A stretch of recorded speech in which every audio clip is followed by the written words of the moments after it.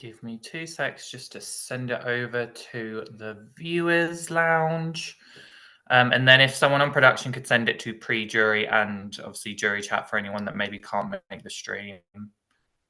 Perfect. I'll do that. Thank you, my love.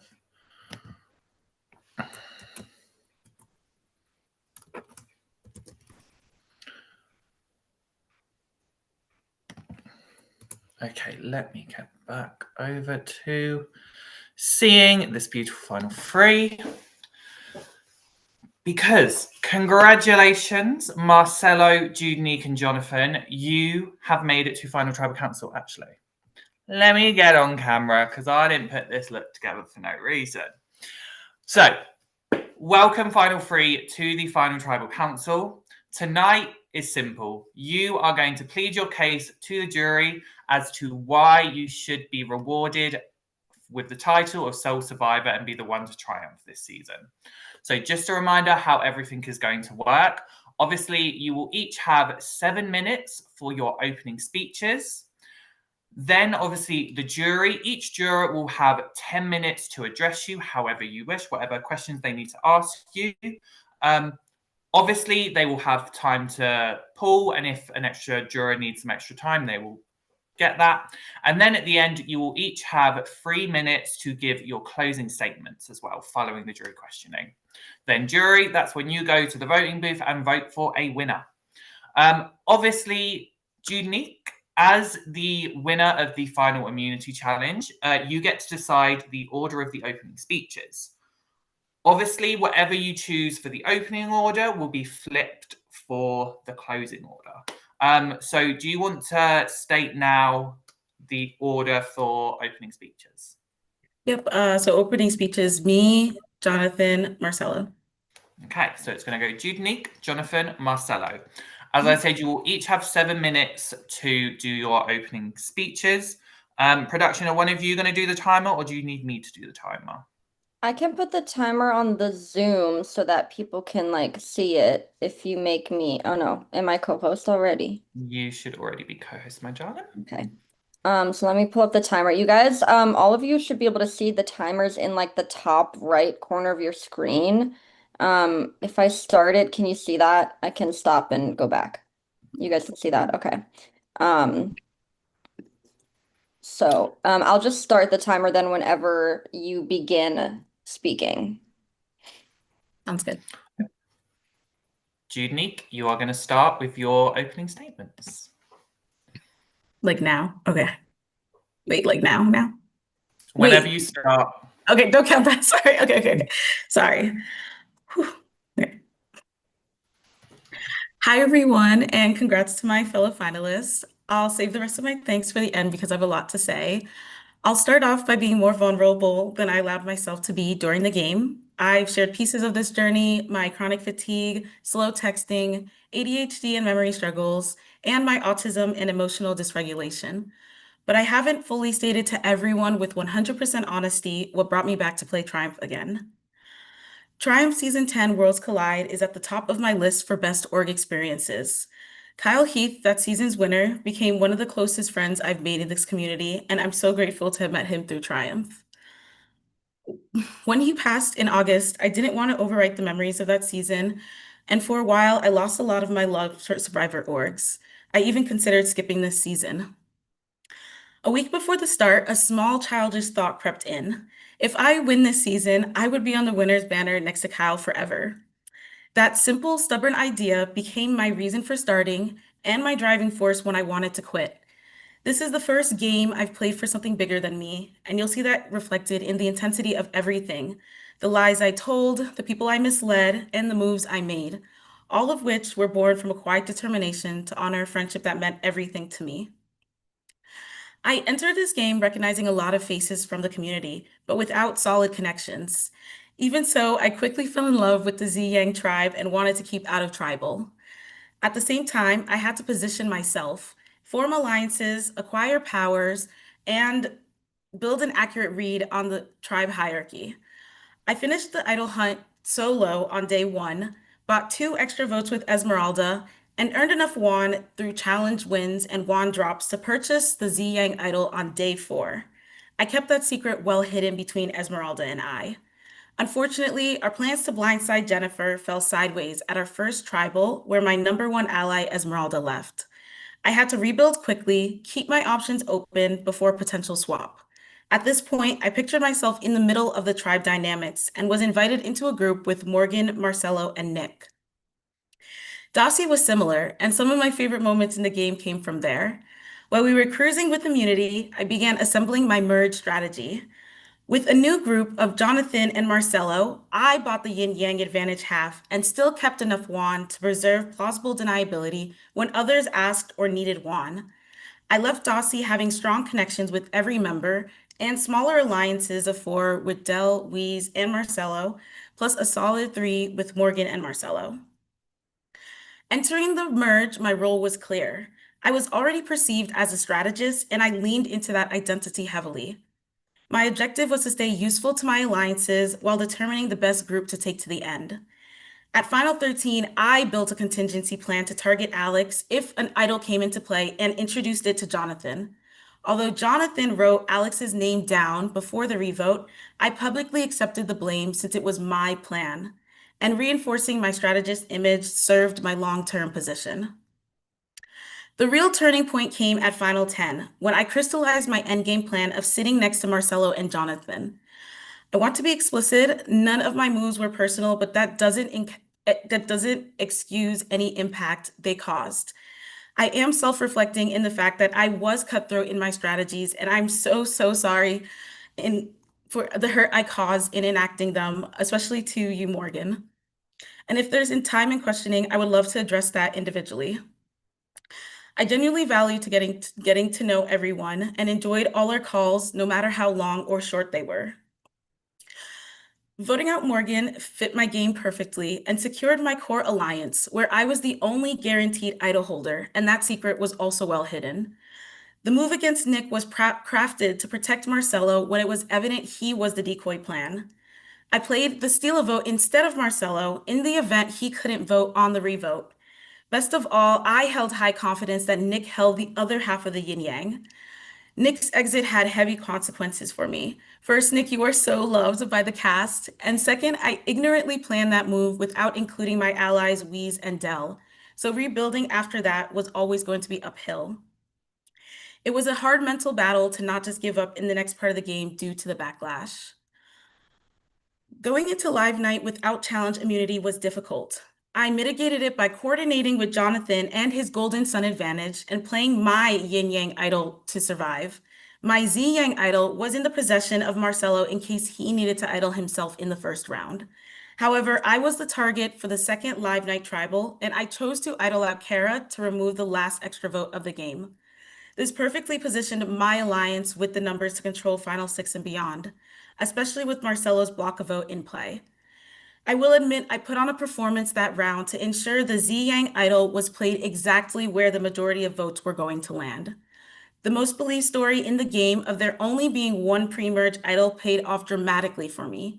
No one suspected a second idol play, and to be clear, both idols were mine. The last barrier between me and Final Tribal Council was the Final 4 immunity challenge. Choosing to vote out Del over Josh was the only heart play I made in this game. I learned how much the chance to compete at Final 4 meant to Josh, and I made a conscious decision to give him that shot. It was risky, but I don't regret it.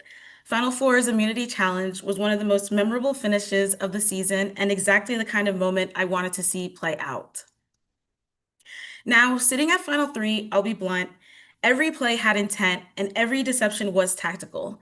My game was not perfect, but it wasn't luck. I played to win, I want to win, and I feel I deserve to win over my competitors.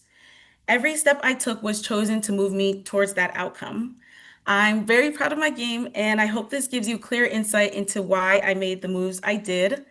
Good luck to my fellow finalists. Whichever way it goes, I'm so happy I got to play with you all as my last org experience, and I will see you all at questioning.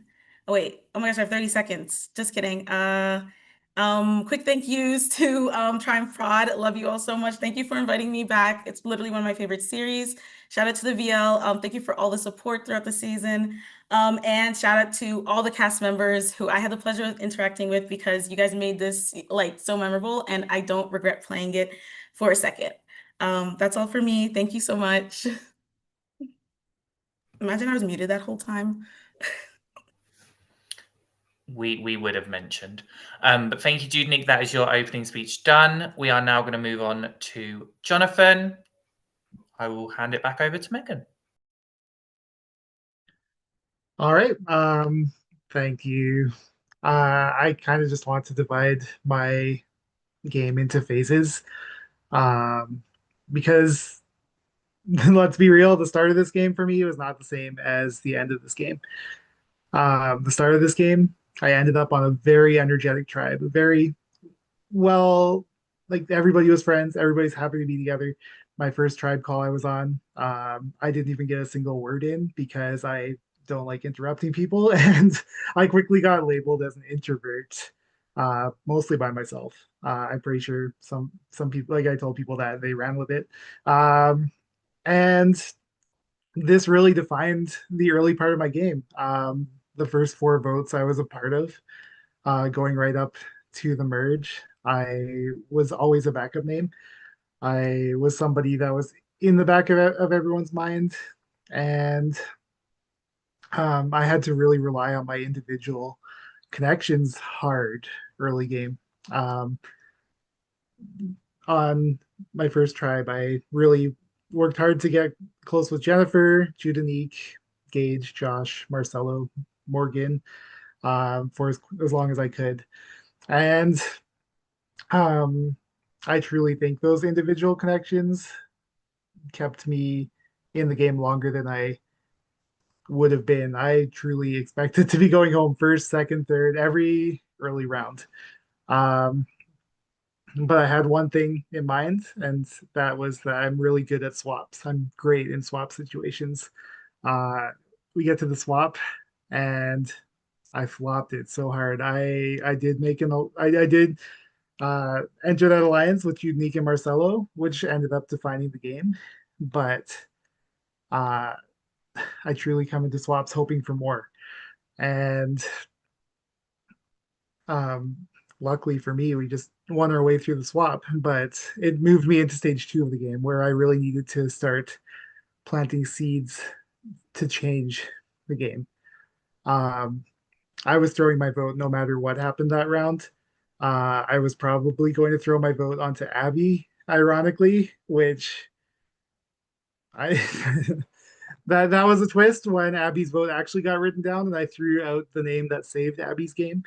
But I threw my vote that round. I threw my vote the next round on Wheeze, and I was more honest about that one with people. And then I threw my vote the round after on Morgan, and I was not honest with a lot of people about that. But I really wanted to start getting people to question, like, who is throwing votes? Is it Jonathan every time? Is it somebody else? Is it like, who's playing the game here? Who's not? Do we need to change our plan? Once we got into the Gage vote, I almost gave up on that plan. I was like, like, I've tried everything and it's not working. And then that's when the game changed and we got to the Morgan and Nick votes. And it was new life to my game. It was exactly what I needed. I knew my name was not going to come up past that point, not seriously at least. Yeah, I needed that Morgan vote to happen to turn all eyes away from me, and I needed the Nick vote to happen to secure the Yin Yang idol in my alliance with Unique and Marcelo. Because I was also confident that's where it was.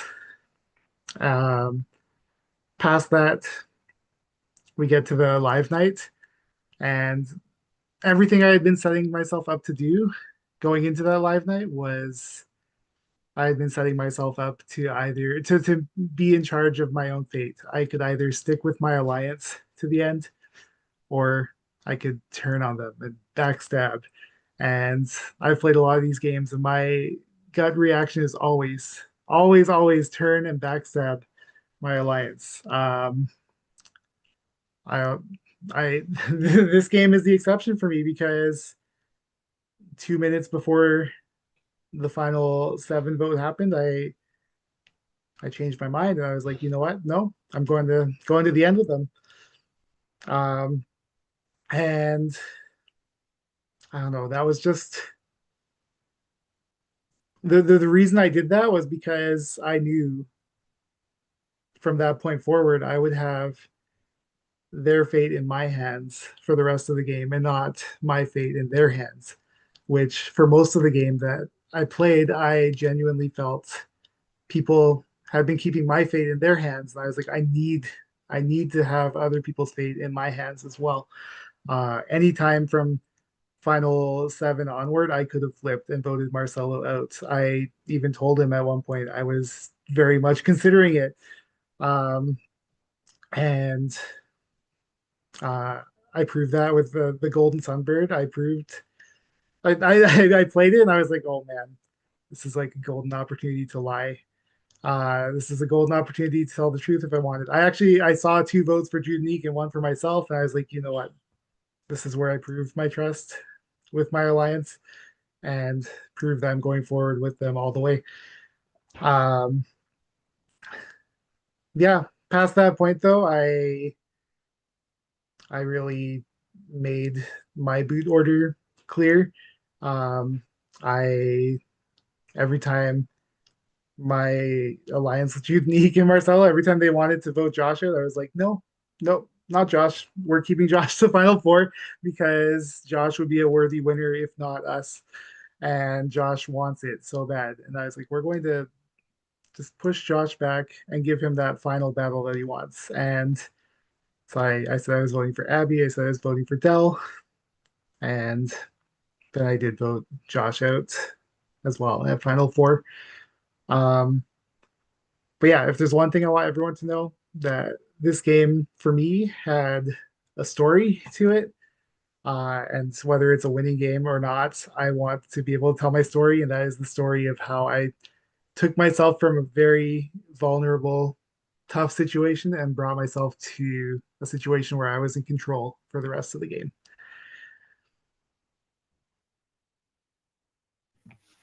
Okay, thank you, Jonathan. Okay, finally, Marcelo, it is your turn for your opening speech. Amazing. First, I want to say thank you to production for inviting me back. It has been 4 years since I played this game, and I've been itching to come back and play Triumph, and I think this was a perfect way for me to come back. I was a runner-up in my first season, and I've been itching to get back to this final tribal council, and my goal in that came true.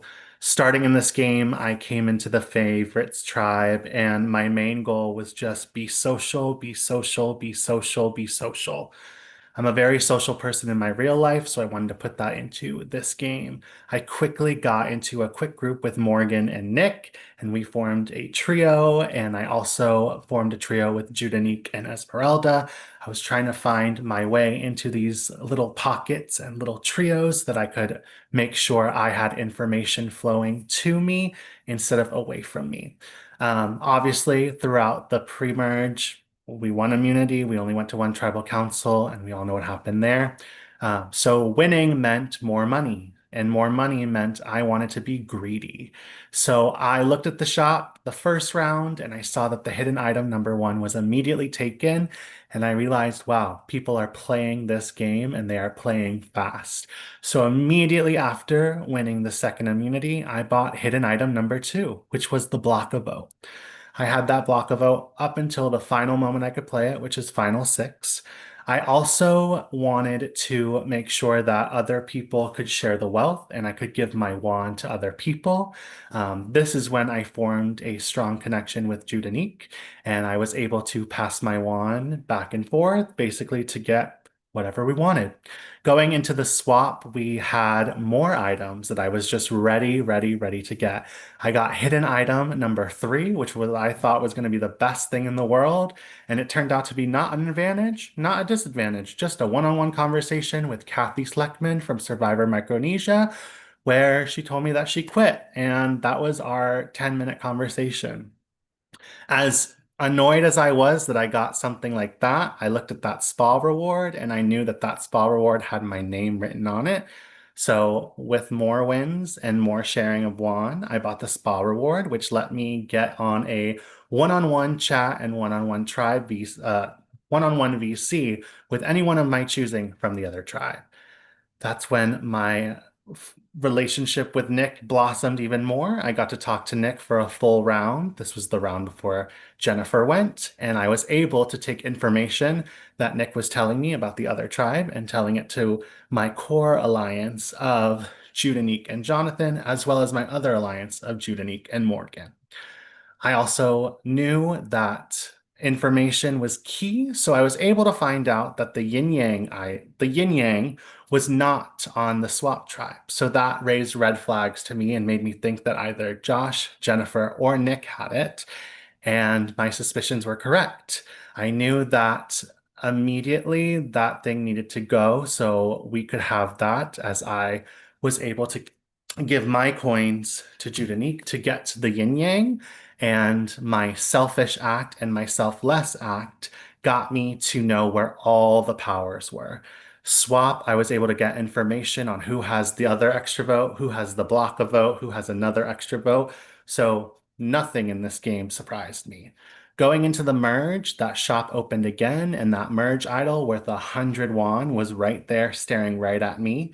And I knew I needed to get with a group and I needed people together. So me, Morgan, Nick, Judanique, and Josh all basically used our wand to give it to Morgan, and Morgan got that idol. I didn't have the idol. I knew where it was. Going into merge in the final 13, the tie vote happened and Abby was up on the block against Alex. And my main goal was, I've been with Abby this entire game. I need to make sure Abby is safe. So I went off mute and I told my story of how I am going to vote for Alex and basically had the entire game wrapped up. One, obviously, individual immunity at 13 and 11. And when we were talking about touchy subjects, I was voted by 8 out of 11 people to have the best social game. So I knew I had to take that and run with it.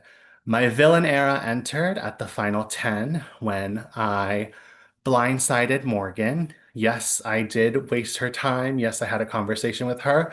And I wanted to make sure that the vote everyone knew was on Wheeze, but I always knew that it was on Morgan. I was brought into an alliance with Judanique, Kara, Dell, Josh, and myself, and we basically planned around that vote. That's when I knew that I needed to take out my next biggest target, which was Nick, someone who had the yin yang idol, someone who was well connected. That's when I went to my new and improved core group of Jonathan, Judanique, and I, and we made sure that our mission to get Nick out of this game happened. Live night happened 8 and 7, Wheeze and Kara going out. At first, I did not want Wheeze to go, but I knew I had to compromise my social game. I had to compromise what I wanted to do to make sure that I bettered myself to the end of the game. At Final 7, I knew that there was an extra vote and a block of vote, and I knew that there was an idol that I would have available. I did not want to use my block of vote at 7. I wanted to use it at 6 at the very last moment. When I found out at Final 8 that no extra vote was used, I knew it was time to take out Kara. Kara having that extra vote made me nervous that if I went to 6 without Judanique, there was a possibility that everyone would turn on me and my block of vote wouldn't matter. 6, 5, and 4. 6 and 5, I got 1 vote on me. Throughout this entire game, I only had 2 votes on me. What that made me realize was that my social game was the tact that made my strategic game shine even more. I'm here at the end because I played my ass off. I came here, I made sure that no matter what happened, I stood for myself. I stood and I covered the ground that I walked on, and I made sure that my name was never in anyone's mouth, and if it was, that we'd nip it in the bud immediately. I was able to secure all of that, and I wasn't even a vote at the Final Four. So many chances to take me out of this game, and I was never in contention to get out of this game. Now I sit here in the Final 3 with my 2 lovely competitors, ready to fight for my spot because 4 years ago, I lost by 1 vote, and thank you. Okay, thank you, Marcelo, and thank you, Final Three. That is your opening speeches done. Now it's time to move over to the jury. So, jury, you each have 10 minutes to ask your jury questions. As stated, you are allowed to ask whatever questions you need to help make up your mind on who to vote for. As stated, if you don't use all your time, it will be pulled, and if someone later on needs it, perfect. We are going to go in jury order. Nothing has changed in that from their aspect. So just double check in, Megan, you're good with the timers? Yes. Fabulous. So we are going to start with our first juror, who is Alex. Alex, you can come on camera and off mute. And whenever you start talking, your 10 minutes begins. All right. Hello, finalists. I'd like to introduce myself. My name's Alex. I don't know you guys. I have been very clear with the jury that you guys are strangers to me because I was fully in the game with you for one round. And to be completely honest, I didn't talk to any of you. So what I want to talk about is the final 13. We're going to talk only about that round. I don't care a single thing about anything that happened after I was out. Got it? Cool. Because I don't want to base my vote on what the jury thinks of you. And that's the only time that I've gotten to see any of your gameplay. All right. So I will say that my line of questioning has changed a little bit after hearing your speeches. Judanique, I will say you gagged me. I thought that it was you. It was very clear to me after, when I was the ghost and whatever, and in the jury that you were the one who voted for me. And I respected that. Like, I thought it was kind of wild that, like, out of everyone, I was the one who got chosen, but I get it. You guys jumped the two fans, me and Kim, that round, but, whatever. So I am curious. I'm gonna ask both these questions at once, and then we'll get to answering. Janique, why did you? Well, one, you said that you concocted this plan to get rid of me, but then didn't actually vote for me. Why? And then why did you allow yourself to take the blame for it? And then Jonathan, I want to know, if you were planning on voting for Abby, why did you then flip your vote to me? And of everyone in the options, why was that me? Yeah. So it doesn't matter who goes.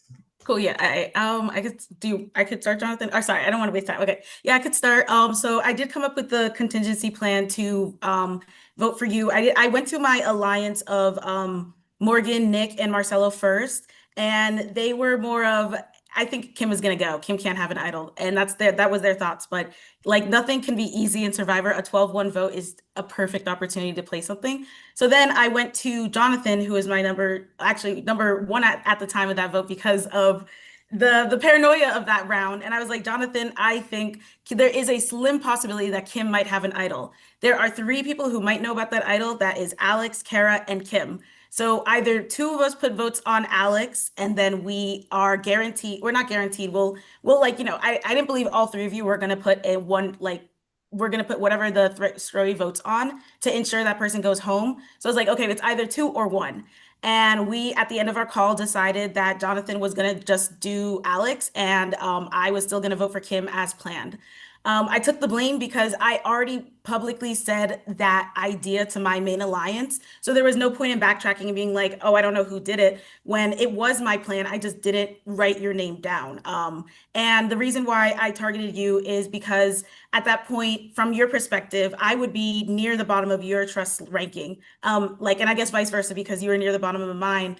And that's just because of the world, like the connections throughout the game, like pre-game, like I have never crossed paths with you, while I have heard people mention your name on my faves tribe. So even if you hadn't been on a tribe with the 3 other faves, 5, I don't know, at that point, I knew me and you have never ever met in any other game before, so I would be at the bottom. And like, while I would have loved the opportunity to work with you, if Kim had an idol, then you were going to be next to go, because you guys were equal on my trust ranking list. And I will say, just as like a fun fact, I was in the voting booth and I was this far away from throwing my vote on you. I said it out loud and then said, no, I'll just vote for Kim. That would have been interesting. Oh my gosh. Yeah. All right, Jonathan. I think for me, Judnique talked with me about talking with Nick about throwing a vote, and as soon as she said that, I was like, Judnique is always going to take the heat for this, because she spoke about it openly with somebody already. So it came down to Judnique, who do I think people would believe that she would vote? I didn't think people would believe she would vote Abby in that situation. I thought people would believe she would vote a fan. So I chose to stick to that plan. There's also the element of not betraying Judnique's trust in that moment. We agreed together to write your name down, and if I had switched my vote, that could have caused problems for me moving forward with trust. Sure. So I guess as a follow-up question then, I have sat on this jury for 3 weeks, fully giving credit to Judith for getting rid of me. And then in her speech, it seems like, okay, maybe I should be giving credit to Jonathan. Why did you allow her to essentially take credit for throwing a vote and getting rid of me and saving the day, right? Saving Abby's life. Because I wanted to keep my options open for later, and I thought by Judnique taking credit for that, it would paint a larger target on her back later in the game. And I valued the option of being able to choose sides later, which when I hadn't chosen my side yet. Got you. All right. Marcelo, I don't want to leave you out. You said in your speech that you spoke out against me, and I'll be honest, it pissed me off. I was really upset about it, specifically because everybody and their mama knew that I was going home, and it felt like you were digging that knife in a little bit. So I want to know why you felt, not even just about speaking up about trying to send me home, why did you feel the need to like posture yourself in front of everyone and kind of like, I don't know, if there was any blowback from me going home, that then you're the kind of spokesperson for it, right? When it wasn't necessarily something that you did. Right.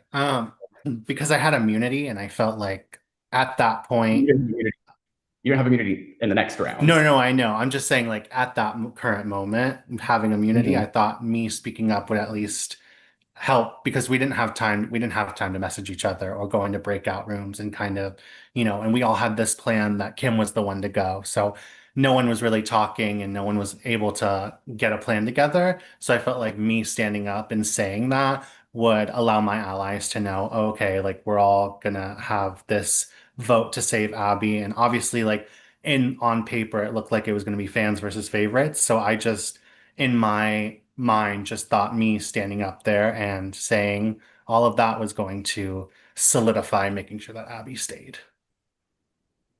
Got you. Okay.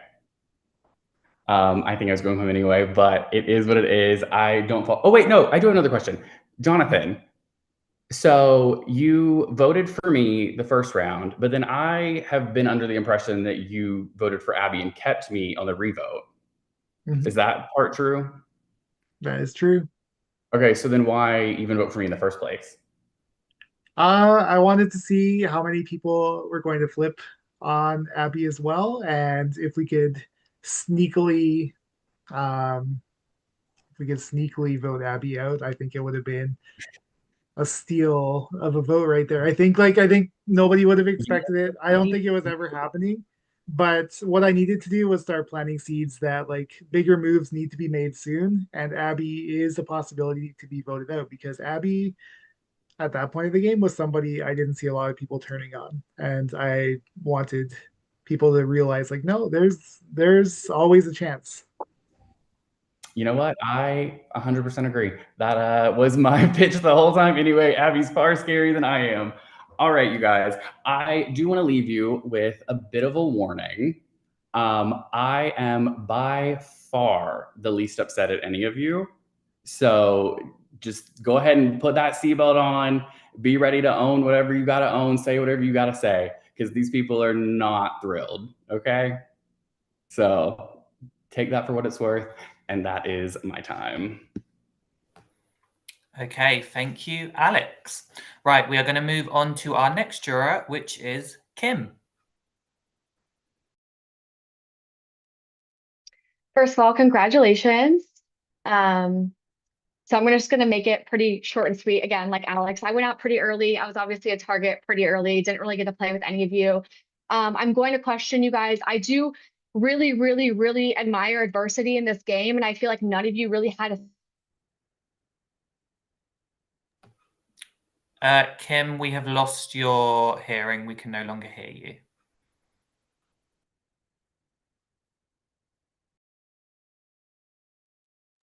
No.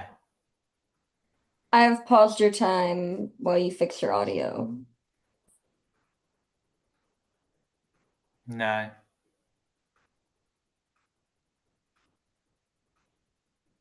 Well, you were muted just then for a second, but oh, okay. You're muted now, Kim. Can you hear me now? Yes. Yeah. Okay. Okay. So, basically my question is that I feel like you guys haven't really had to face any adversity within the game. And being in the game, I preach that I really want to see adversity. I want you guys to make big moves. I want to see you play with your backs against the wall.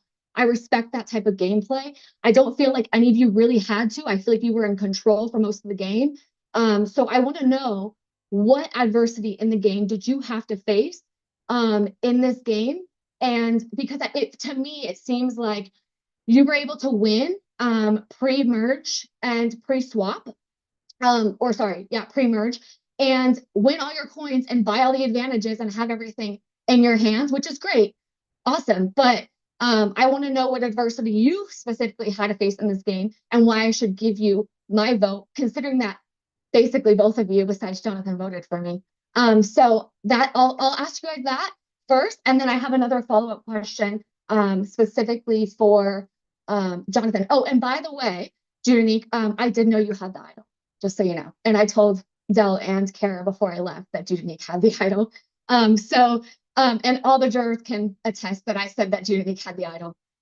So yeah, I don't think it was that hidden, but go ahead. I will let you guys answer my question. Sure, I'll go first. Felt like I felt adversity after Morgan went. I felt like during the final nine, the plan was Abby all day, and there was this whole thing about, okay, great, we'll get Abby out. And then it was radio silence. It was crickets. There was nothing that was being said. I kept asking people if it was going to be Abby, and a lot of it was just, yeah, that's fine. Yeah, it's going to be Abby. So then I got into panic mode because I knew that I had just made a big move before that happened. So going into that round, I was like, the perfect opportunity is Judanique has immunity right now. The perfect opportunity is to get me out. I don't really have much except for my block of vote. So I felt like the adversity was just trying to push through to make it so that I could survive to the next round. And then obviously not getting any votes, that was just, that obviously was the reason that, obviously my name wasn't out there. But just knowing that I was a decoy, that was my adversity of feeling like I have to do something to make sure that I can survive.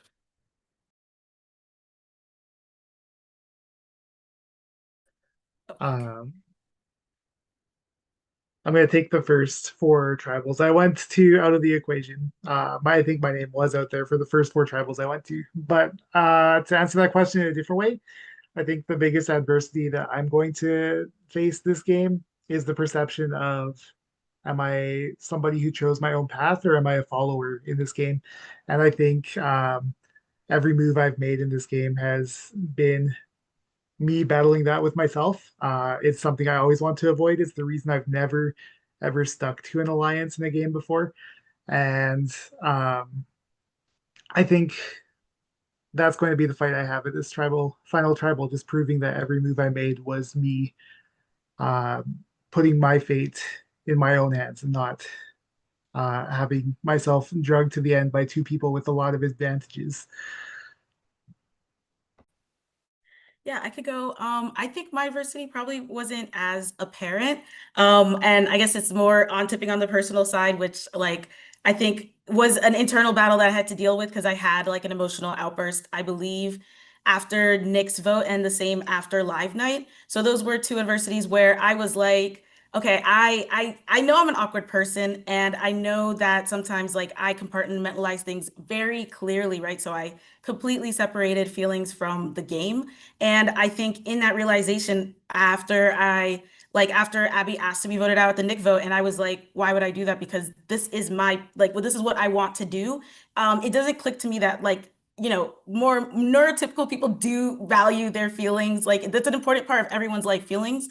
So I think that was like a huge moment for me where I'm like, oh my gosh, like I wouldn't say I'm a game bot in any means because I was social. Like I really do value getting to know people for who they are. But in the same coin, the moves I had made had shown that I was like, you know, just voting out whoever that benefited my agenda and not considering their feelings at all. So I think that was a big adversity that I had struggled with. I will struggle with and continue to do so because like with reading people is hard for me unless I have a long time to do it. So like reading people in the moment in like is just a skill that I am still developing. Yeah. Okay, and then I just want to follow up. Jonathan, I need you to own your game. I need you to make apparent to the jury what made you move, what moves you made that these other two sitting next to you did not make. Please answer that question for me and for the rest of the jury. What moves did you make that did not make you a follower? Because to me, I think the perception is spot on that you're talking about. I think people are going to question what moves you specifically made in the game. So if you can go ahead and answer that for me, I'm going to give you the floor because I respect you and you didn't vote for me. So I'm going to give you the next floor for the next couple minutes to explain your game and what moves you made specifically. Mhm. The few early ones that stand out that I don't want to talk about too much are the Alex vote. I really think that was a move I made, even if I did lean towards Abby that round, ironically. The My first two throne votes for Weeze and Morgan, that was me. I did not necessarily fill in anybody on myself doing that, and I only told Kara that after the fact. Um, and then the move that really stands out to me was the second night of Live Night, um, the second round of Live Night. I did actually make a push towards Marcelo. Um, I told everybody Marcelo's where you need to vote. Marcelo is where I'm voting. They told me they were voting Judanique. Um, and I decided to leave that round up to fate in a sense, where I didn't tell them Judanique had an idol. I knew I had that knowledge. I didn't tell them. But I gave them all the information that they needed to know. I told them where they needed to put their vote. And if they wanted to listen to what I said and move forward with me, they would vote with me. If they didn't, they would vote Judanique. And that was my move. My move was ultimately leaving the game in fate's hands and working with whichever side that round ultimately came down to, because I wasn't afraid to play against Josh, Abby, Dell. I wasn't. And if they had chosen to vote Marcelo, like I told them to, they, yeah, it would have been a whole new game, and I would have been excited to play that side too. That was the round that decided my game, and that was a big, like, if I was truly playing for Marcelo and Judanique, I would have told them exactly where to play the idol, where I thought it was going to be. And I truly thought the vote was going to be Marcelo. I thought people were going to listen to what I was saying. But yeah, that was a move I made, was ultimately leaving the game to fate in that moment. Didn't you, I just want to clarify really quick, didn't you tell Judanique to use her idol in one I round? did I did You during told the her to use the yin ring, the, right? the, the Wheeze round before that. Yeah. So if you wanted to make a big move, my question is, if you wanted to make a big move that round, why did you not allow Junique to walk that round? Because to me, the biggest move in the game from literally round one with Marcelo speaking up, when Marcelo came up and spoke out against Alex, I said, this man has power in the game. He knows where all the powers are, and he's sitting pretty because he can sit here and speak up in this game. And nobody Nobody decided to make a move until final 8. And I told everybody, if you don't make a move now, you're going to run out of time to do it. And it looks like you ran out of time to do it. So my question is, why did you allow that to happen when you had the power to make a change in the game? You have 14 seconds, so I apologize, but you might have to get to it in another round. But I think that's the biggest conviction. Jonathan, own your game. Speak on it. People are going to be tough on you. I'm rooting for you. Let's go, Jonathan. You have 1:25 of cool time if you want to use that. Oh, okay. So if you want to answer the question, then sorry. Let me start it. There you Sorry, go. I was panicking. I forgot I had audio issues. So if you want to answer the question. Yeah, it's a short answer. The answer was I was wanting Marcelo out before Junique at that point. But why didn't you why didn't you let Marcelo go then that round? I gave them all the information that they needed, and I thought they would consider it. But yeah, that was a tough round for me. Josh and I had a talk after that about like, well, if you wanted Marcelo, like, why didn't you push harder? Why didn't you push harder? And I was like, it's because I wasn't afraid to play against either side of the game. I think I had a strong game to defend myself either way. Okay. So yeah, I think that, again, like I said, I think that you can do it. I think you just need to own your game. I think you need to make sure that you know that Marcelo and Junique are not taking not taking credit for moves that you made specifically. So own it. And as far as I'm concerned, you didn't vote for me, so I think you guys might know who I'm voting for. But own your moves, Jonathan. Thank you, Kim. Okay, next up is juror number 3, Gage.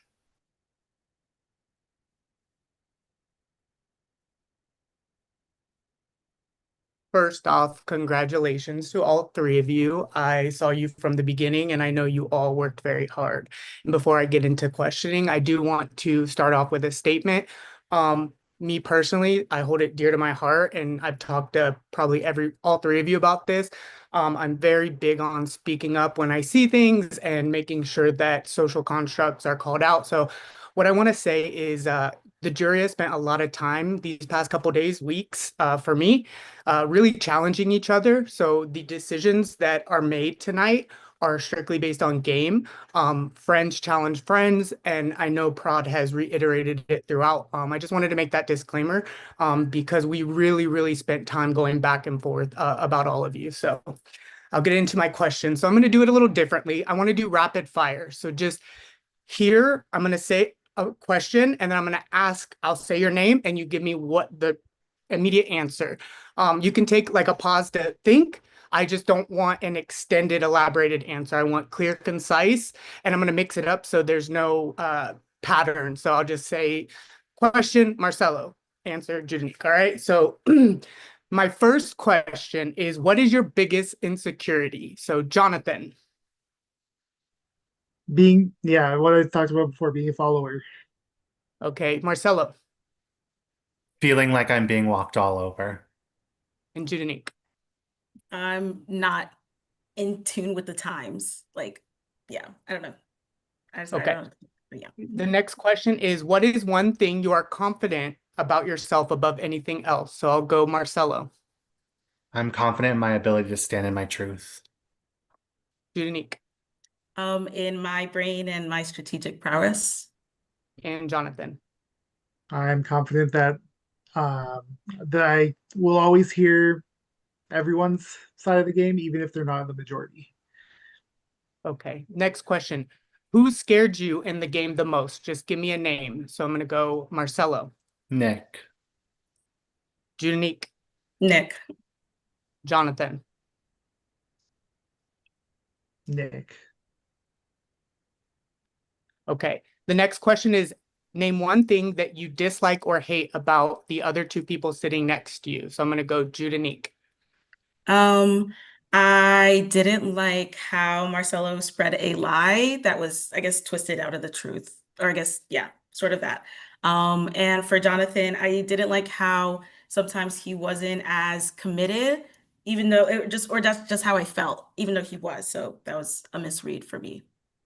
Jonathan. for Marcelo, I feel like he had a lot more potential to play the middle than he did.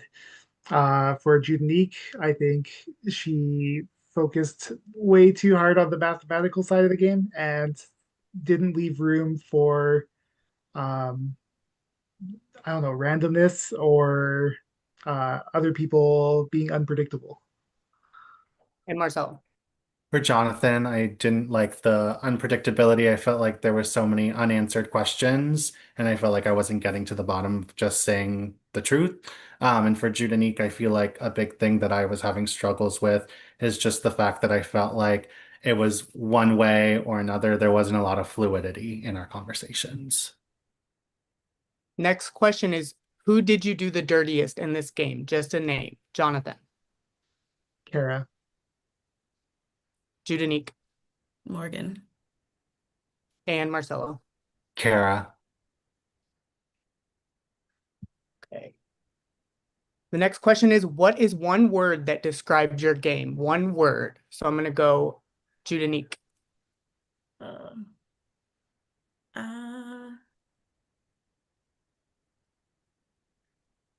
I'm sorry, I can't think of one that's like one word. I guess strategic.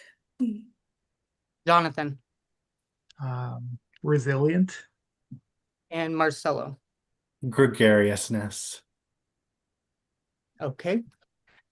Name one thing you learned about me in our individual conversation. I'm going to go with Jonathan. My favorite D&D. My favorite thing was talking to you about a game I had no idea about and learning how excited you were to learn about it for the first time yourself. Marcelo. Your love for Dracula and also your costume choices. And Judanique. I was gonna say your dog, but I think my favorite thing was you showing me your bucket list of things you want to do, and Survivor was on there as well as being a father and like all these things. Yeah. Okay. And then my last question is just a yes or no. Would you change anything about the way you played this game? Marcelo. No. Judanique. Yes. Jonathan. No. Okay. So I do want to give you guys credit where credit is due individually. Marcelo, the way that you can socially and take information and take it and use it to your benefit is so impressive. I do want to give you that credit and acknowledge that. I saw it early on. I've never seen anything like it, so I give you your props. You knew that was a strength of yours, and you have articulated already that you led with that. So it was acknowledged, and I just wanted to give you that credit. Judanique, you, and from my personal opinion and from my experience, you had the most dominant game I've ever seen. You should be extremely proud of yourself. You used your brain, you used your capability, your physicalness in these games to really ensure that every corner was covered, and just be proud of that, right? Social stuff is in there, so be aware of that. But overall, what I think your goal was, you hit it. And then Jonathan, literally, I said when I left that there's many ways to play this game. And yes, as a fan or as a viewer, it's so fun to watch like the Judaniques go out there and kill it and immunities and the Marcelos with the personality, but do not ever doubt your own capabilities and value what you bring, because I connect with that. And I think there's so many different ways to win this game. And your story is just as valuable as the ones that everybody can see under a spotlight. So you should be really proud of that. And then I think I have 3 minutes left. What I want to be honest with you is right now, I'm between two people, and I'm going to give everybody opportunity to kind of just really quick, 30 seconds, checking my time, let me know why you think I should vote for you. And I'm going to start with Judanique. Gage, I genuinely valued all our time together, like just spending it like on a social scale. I know we didn't get to dynamically work together, but I promise you, you were supposed to be my third. I know you saw from my social and or from my strategic mind that I think that I did, while some people wrote names down in my trio, I was the one behind those moves. So regardless of who you give credit for writing the name down, the person behind the plan was me. So I think that if you value the strategic part of it, and I had people who are willing to do what I wanted and that I thought was best in our interest, that was me behind the mask. And yeah, If I cut you guys off, I'm just watching my time. You're good. yeah, Marcel. sorry.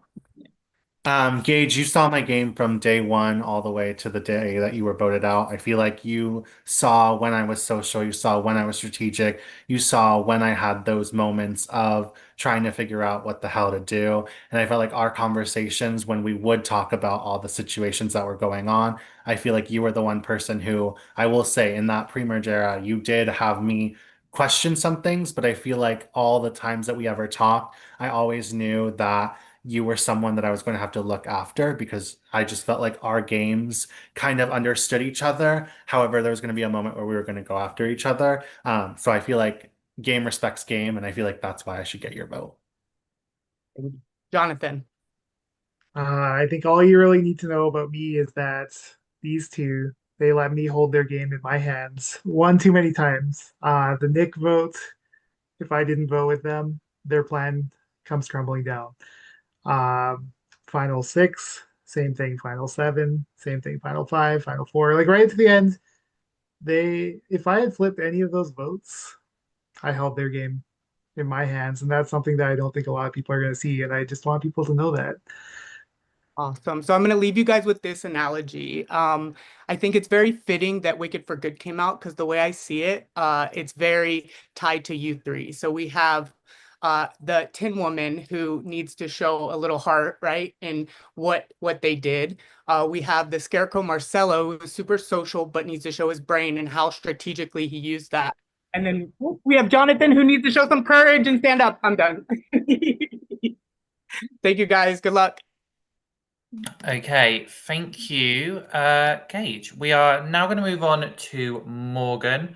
Morgan is not here, but she has left a video message recording, so give me just 2 seconds to get that up. Okay, I should have recorded this a lot earlier. I'm at work. Just confirming you heard that. Mhm. Perfect. Okay, I'm going to play her video now.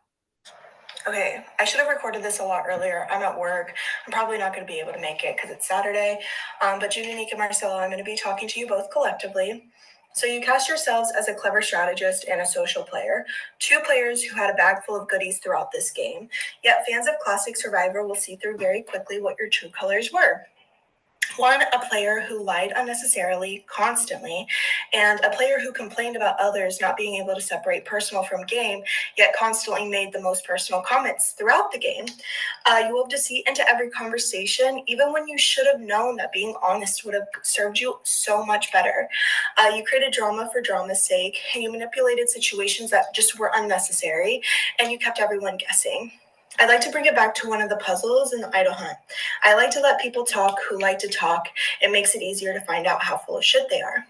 Bringing the idol hunt up for two reasons. Why the fuck was I on a call for over 3 hours finding an idol that I did not care about? It's the day that Shayna left. We're so deep in the game. Obviously, you knew where the idol was, so it was just a waste of my fucking time because I was not even thinking about it. Two, the more the game progressed and the more that you were on call, the more full of shit both of you became in regards to the game. It wasn't until Final 9, in a 10-minute window at Tribal Council, when you decided to make things about yourselves. Marcelo, you played the victim, and then you also clarified that it was Judenique and not Jude. I'm so happy that we got that clarification at Final 9, Tribal Council, when two players had 10 minutes to fight for their lives in the game. With all that, tonight the game has stripped you of every crutch that you had. No advantages are going to be played at this final Tribal Council. You're not able to block any votes. You're not able to steal any votes. There's nothing left but the truth. And the people who eventually saw through all of the smoke and mirrors are now the ones that get to decide your fate. All the goodies in your bag and all the lies that you said to control the outcome could not change the simple reality that the jury remembers everything and we talk. In Survivor, as in fairy tales, the deceiver who lies for the sake of lying and a player who says things that are a little much rarely ever end up on top. Which is so unfortunate because both of you know in this game, I was such a huge advocate for both of you, and that y'all would be my winner picks. I do not need or want a response from Marcelo or Judinique. I think that you have showed how you wanted to play the game, and there's just no apology that could take back certain actions that were made. Now, Jonathan, hi, congratulations. I know we made it pretty deep in Spellbound together, so I'm really excited to see you in these final chairs at Final Tribal Council. I have two questions for you. One, I know you were hungry for a move, so what would that move have been in the early merge if it was you had full control? And this is like Jonathan's world, nobody else's. Like, how did you see that? And if it was me, so be it. I'm just curious. And then question two, what are key decisions that you made in this game that you feel like led you to where you are in this moment? After Jonathan answers these two questions, I yield my time, and then Jonathan, I am rooting for you. Please be passionate and confident in the remainder of Final Tribal Council, and see ya. Sorry, that was my voice. Right, Jonathan, you have those two questions that you can answer. Okay. I just lagged through the end of it, so I hope I didn't miss anything important at the end. If I had made a move early merge, Morgan predicted it. It would have been Morgan. One thing I lied about in this game, which I tried. And one thing I lied about, I'm just gonna own it. One thing I lied about in this game is I knew Morgan had an idol. I wanted Morgan out as early as possible because, like Morgan says, we had played a game together before, and I try not to let that factor in to future games. But where it does factor in is I feel like I understand Morgan as a person and how Morgan connects with people, and I feel like we didn't have that connection this game. I feel like every time we were on the verge of connecting, we just lost touch with each other. We didn't get information out of each other. We didn't I don't know. At one point I heard like I told Morgan how much money I had left, and she went and told everybody, and I was like, oh, Morgan is working against me. And if there was any move I could have made early in the merge, it would have been against Morgan. And that is kind of the line I was thinking where when I wanted to try and make a push towards Abby at the Alex votes, I was like, I know Abby and Morgan are working together in some capacity. And I feel like splitting those two up would have been important to my game. Her second question I already answered with Kim. So Okay, thank you. We are going to stop Morgan's time, and then we are going to move on to the next juror, which is juror number 5, Nick. Hi guys. So no yelling tonight, I promise. I got that all out during during my tribal. Okay. So I have questions written down that I'm gonna ask you guys. So I'm gonna start with Jonathan first. So I want to ask you about positioning in the game. So where did you see yourself position wise throughout the season? So I'm talking like throughout the whole time, not just like the last few rounds or whatever. And then when did it become clear to you that you were going to make it to the final three? um, right from the beginning till merge, I felt like I was at the bottom 3 on the tribe every single round. If my name, like, I don't know, my individual connections with people, I think kept my name off the table every single round, but my name was always discussed. Um, I think my name even did get thrown out as a second name at one point and I did get votes. But I always saw myself as bottom three. And the moment that changed was the Morgan vote. Once the Morgan vote happened, I was not at the bottom. I don't think I was at the top either. I think it firmly planted me in the middle of the tribe. And I had to slowly work my way from the middle up to top three as the later rounds went along. Great. Thank you. All right, so Judanique and Marcelo. So I have like kind of two questions for you guys, I guess. So I feel like you guys played really emotionless. And while that might be great on paper, I don't think that this jury really respects game bots. And it's ironic because Janika had this written pre you saying that you weren't a game bot earlier. So to be quite honest, it feels like the three of you didn't care about anybody outside of your trio. I feel that way. A lot of the jury feels similar. So my question for you two is, was there ever a time this season where you feel like emotions played a part in your game? Because I feel like they're very important in life, given I'm a therapist. Judanique, you could go first if you'd like. Yeah, so I actually was like, I always have my record of, or I keep track of when I cry in Survivor games, right? I cried round 3 because I was going to play my idol on Esmeralda. Like, I did not want her to go home at all. Obviously, that would have been a very, very stupid decision for my long-term game plan. Because we were all unanimously agreeing to vote for her, and I would have done that. She talked me out of it, so that was a prime emotional moment. I was going to quit after your vote, Nick. And I think it was that also like a combination of all mental illnesses and all this stuff, right? Like that was just my low point of the month. And I realized that I'm like, I personally couldn't separate or see the fact that I was making an assumption that I thought people weren't separating game from their emotions, but in reality, like it's something that I struggle with is that it all does work together. So then in realizing that, I'm like, okay, well, these people are right not to talk to me because I did pull off a move without including people. So in that emotional decision, and then I decided to completely switch up my gameplay, right? Where I presented more of a cutthroat villainous strategy where I knew I played up where the votes were gonna go. The round Kara left, so it would land on me and we would know where to play the idol.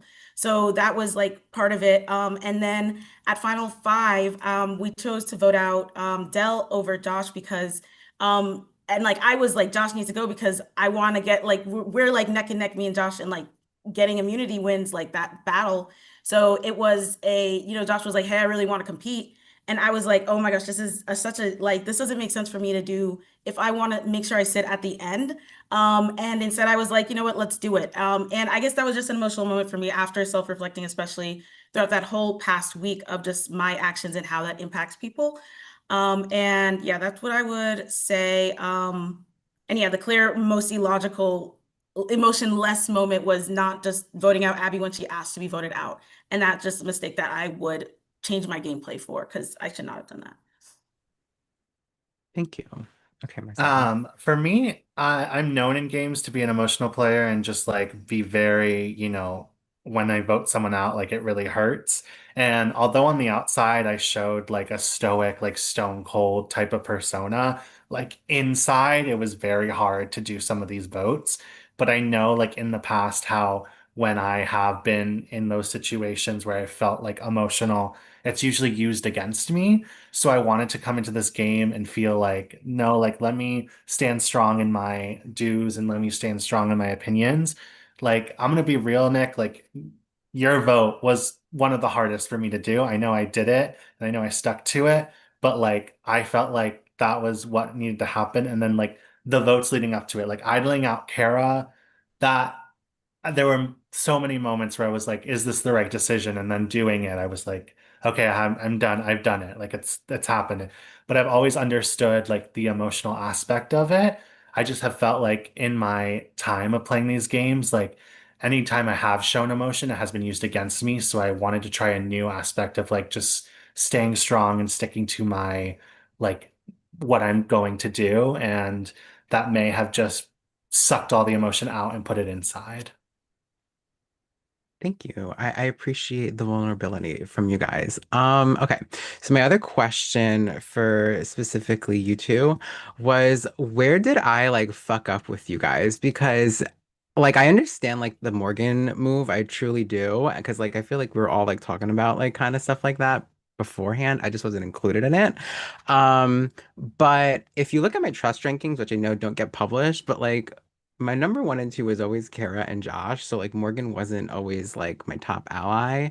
And I felt like I got like pushed into this perception that you guys kind of like had. And it kind of felt, I mean, it was good gameplay, but it felt like unfair from my perspective. So I don't know. Whoever wants to go first is like 3 minutes left. So Yeah. just be mindful.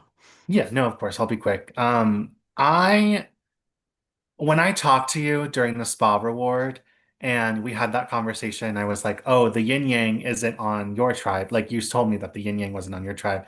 And then I went to Morgan and I was like, oh, yeah, Nick had said that the yin yang wasn't on that tribe. And Morgan was like, oh, then Jennifer or Josh have it. And to me, I was like, oh, okay, maybe that's true. And then like when Josh told me that he had the golden sunbird, like all these different things like led me to just like that one specific thing. So I don't think that was a fuck up on your part, but I just knew that since, I helped purchase the yin yang for the other side, I was like, I feel like if Nick does have the yin yang, like we need to get to you before you get to one of us. Respect that. Yeah, I would say I guess from the first tribe, like I could tell that at least and like right, like Marcel said, this is not a fuck up, right? Like this is just we just didn't align like going forward, but I could tell that you had people who were higher than me on your list. And we did have that group before where we did the idol hunting and all that stuff.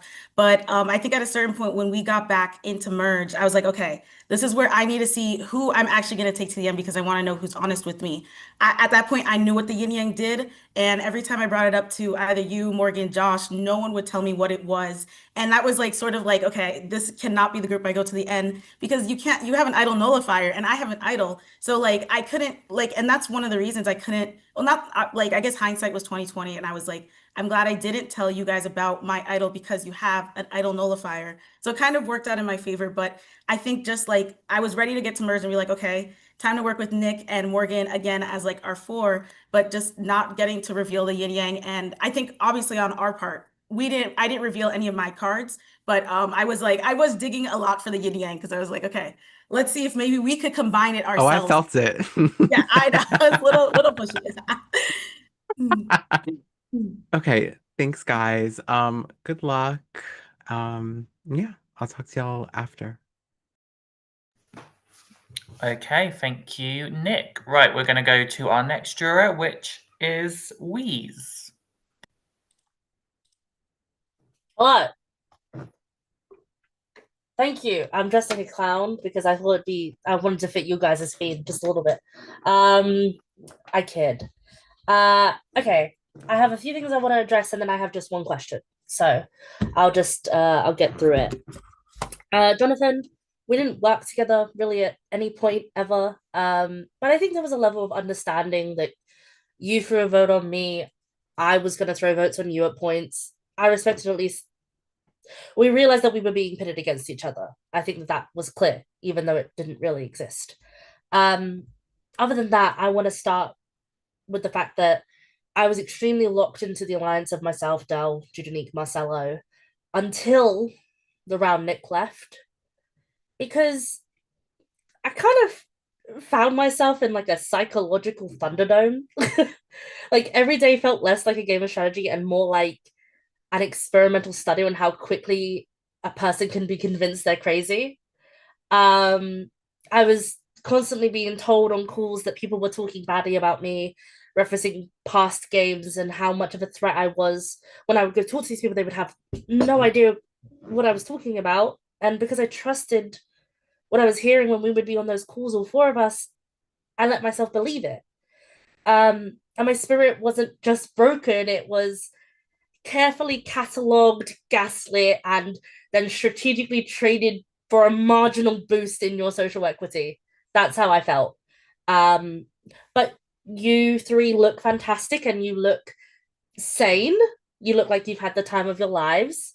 So my question is simple and it has nothing to do with idols or blindsides or even meticulously crafted resumes of deceit.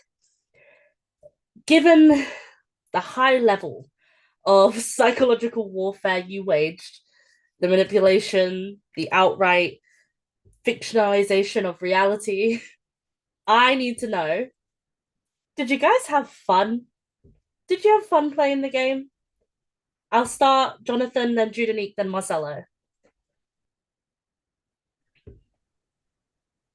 I had a lot of fun playing this game. I was gonna save this for my final speech. I like from my first time I played Triumph, I always knew I would come back, and I when All Stars came around, I got passed over for the all four of the final five except for me, and I made it my mission to come back to this game. I was like, I need to come back because Triumph is my favorite game in the world, and I think like no matter how intense the game got, the reality for me is that it's like real life just sucks a lot more sometimes. I was in the middle of a teacher's strike for the first half of the game. I was in the middle of just wondering what the heck I was doing with my life. And I was like, no matter how hard this game gets, I am playing a game. I'm having fun with it. I'm navigating the hard things along with the good things at the same time. And I don't know. I love stuff like that. It's important to me. Thank you. I also Louise, my friend did my makeup and like she put like red lipstick and I was like, this kind of makes me look like a camp clown. I'm not gonna do it. So your vote, like I was like, maybe you were in the room too and you heard that. But I really just quickly want to address the psychological warfare comment.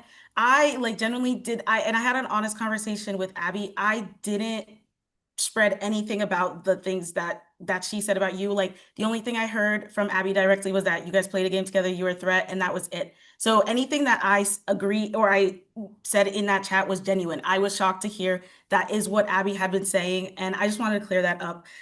Because I don't want that's not my style of gameplay. I don't play here to attack, and like I understand like being strategically cutthroat can have the same impact, but I don't gossip about people like that. That's like on my Survivor Bible, which I do have.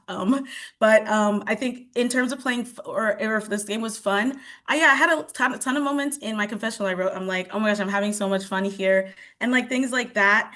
And if we're comparing it to original Survivor experience, I will say I had like 10 times more fun the year ago when I played, and that's probably because I met one of my best friends through that. And we like had a solid three where I had no questions. And like the same with I don't believe these guys would ever turn on me, but in that solid trio, they were never going to turn on each other. So we were like completely locked in, and it was just like so much fun. We could just we were on a call like playing Pictionary, like so sorry to talk about that season so much, but I do think I had fun in this season for sure. I'm so happy to be back in Triumph. But on the scale of fun, like season 10 is like here, and then this season is here. And but I'm so happy to have met everyone because sorry, last thing is yeah, I actually took more effort this season to actively try to get to know people, either in the especially in big calls or bigger alliance calls. So I think that probably made it 10 times more fun because I regret not doing that in season 10. Yeah. Thank you. Um, wow. Asking that question of if I had fun really hit me, so I really had to think about it. Um, to be completely honest, the pre-merge of this game, I had a lot of fun. And then the merge of the game kind of took that fun away because I was playing so hard that I was doing too much and going too fast. And I feel like I hurt people along the way, and that's never, ever my intention. But I feel like I was so focused on one simple goal, which was to rewrite my history in this game. And I feel like along the way of rewriting that history, I broke down a lot. Like when I would get off calls, I would be basically like in my apartment, just like pacing and kind of getting emotional because I just felt like I was doing so much. So, first part was fun. The second part, I feel like I worked too hard and it felt not fun. So, wanted to be honest with that. And thank you, because honesty is key, and we all had, I think, a different range of experiences. Some of us not so great, some of us better than others. Yeah, thank you for telling me. I don't have anything else to say.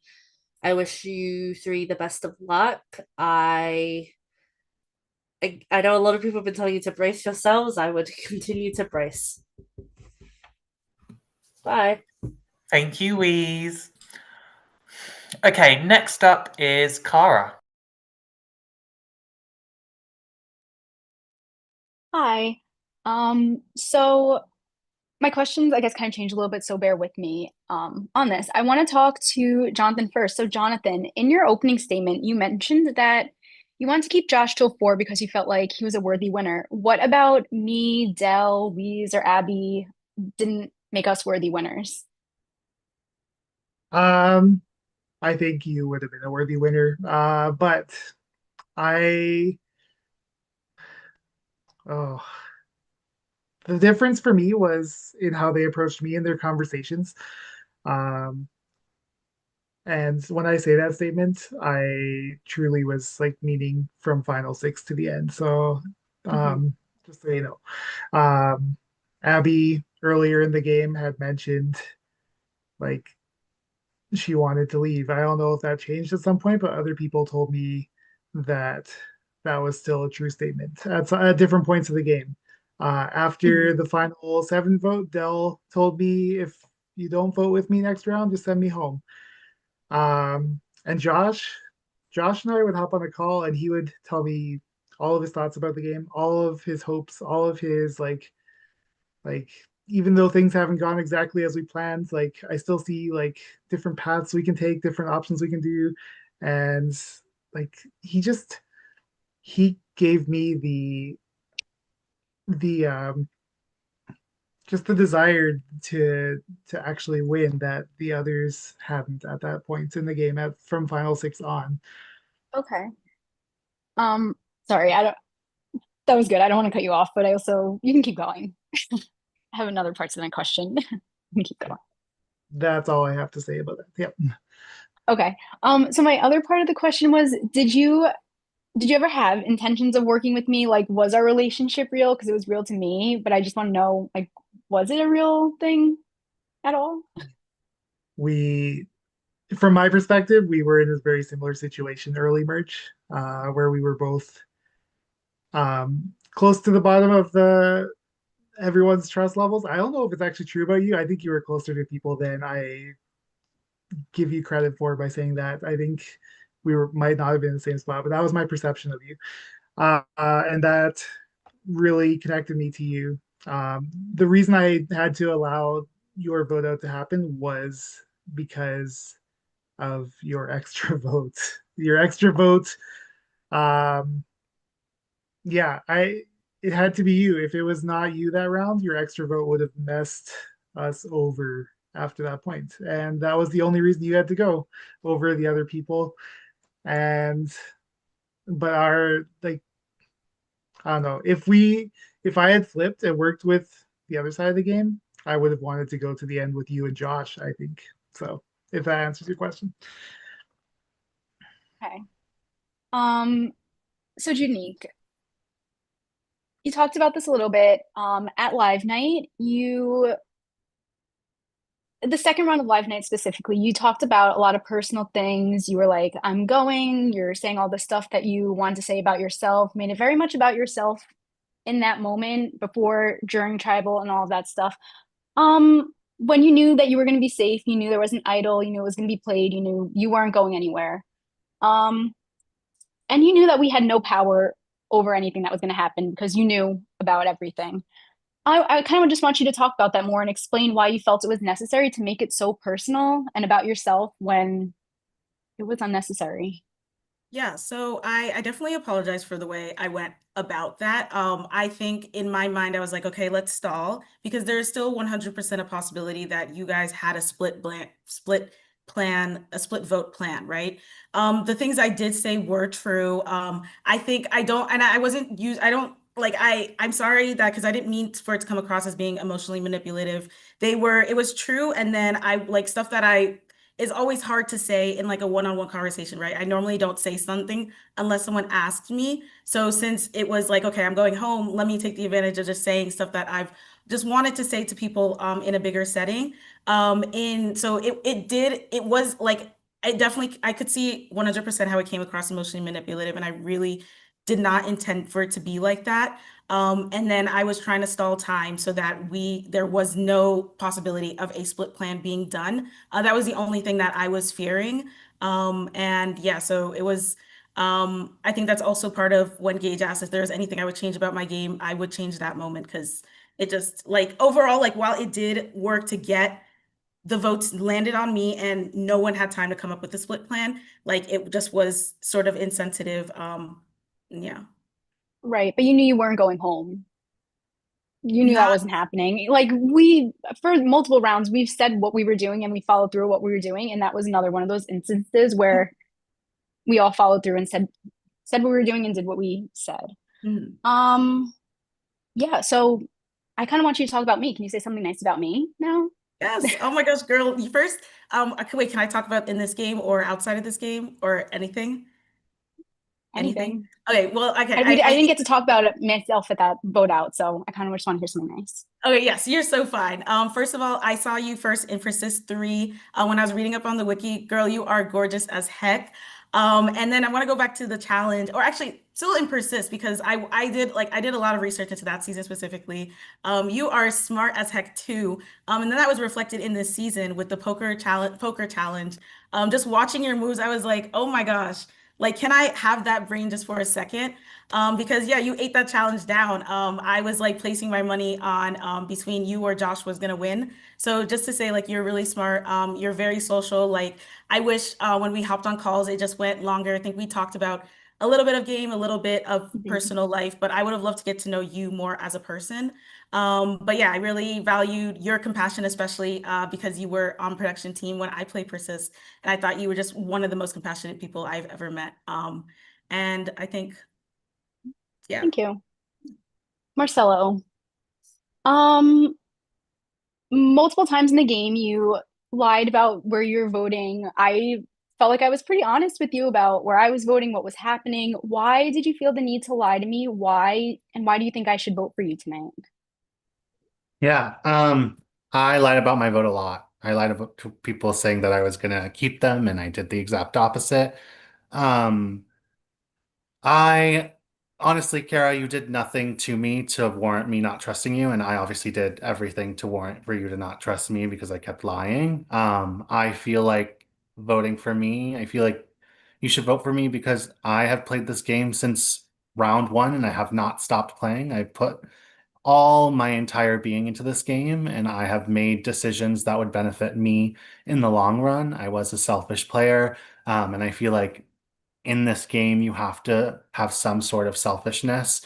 But yeah, no, I definitely would tell you where I was voting, and then I would do the opposite. I always felt like since we weren't on the same OG tribe and the swap tribe, and then we met at merge, I always felt like there was distance between us. Obviously, you told me a bunch of stuff that wanted to make us close together, but I just felt like an arm's length, and that was just my perception because I felt like I needed to do what was best for my game. I felt you were doing some similar things, telling me little things about advantages, alliances, whatever they want to be made to try and pull me in, and then just never following through with anything. And I don't understand why you did that if you didn't fully trust me. Do you have a reason for No, that? yeah, I did. I wanted to do you, me, and Nick. That was a group that I wanted. It just never came about. And I could have made it, but I never did. I just felt like I always, going into this game, I knew that there was the swap tribe of you, Josh, and Nick. So I always felt like there was something there. And if I ever wanted to go into there, I always felt like I could have been a number 4 or number 5. I never felt like I was a top priority. All right. Well, good luck in the rest of the questioning. Thank you for answering my questions. Thank you, Cara. Okay, I believe next up we are going to go to Abby. Oh my God. Hi. I just want to say everyone looks so lovely tonight. You guys really do look good. But just for context, do you look this good? Oh, okay. Okay, we have the skin tight leopard print. This is vintage Dolce. Anywho, while I'm here, I might as well ask some questions.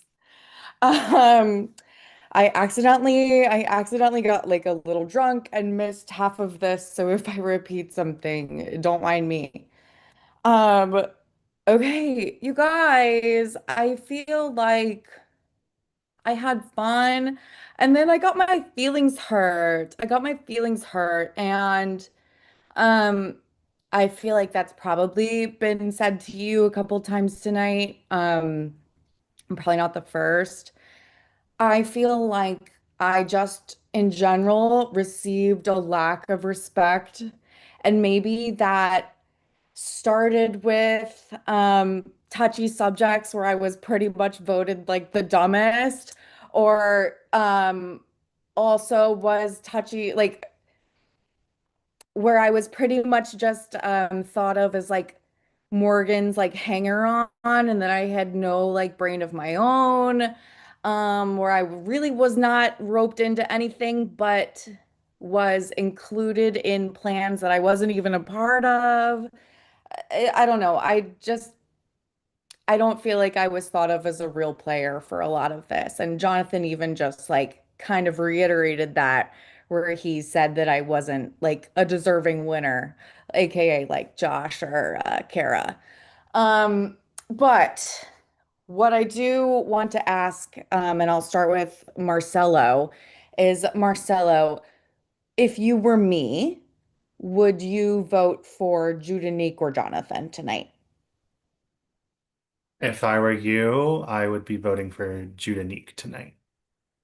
Would you like me to explain why or? I would just like a quick snippet of why. Yeah. Yeah, I just feel like as an outward player, as someone in the forefront and someone who kept doing move after move after move after move and not basically kind of getting, I mean, getting caught for it, yes, but still being here, I feel like that was the toughest road to go on.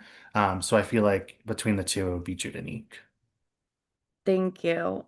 Jonathan, same question to you. Between, if you were me, would you vote for Marcelo or Judanique?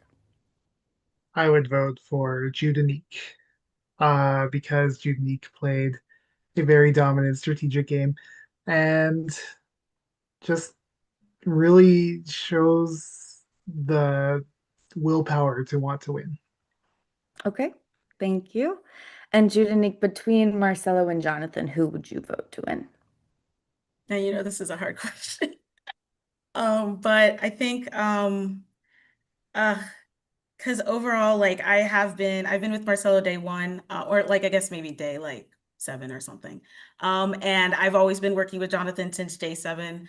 If I want to go by who had the most well-rounded game and maybe a little down in some areas, I feel like they're both equal, right? So like from an objective perspective, it's so hard to choose from both of them, but my heart will choose Marcelo because I bonded with him the most. He talked me off the ledge when I was going to quit, and I think my heart would say Marcelo.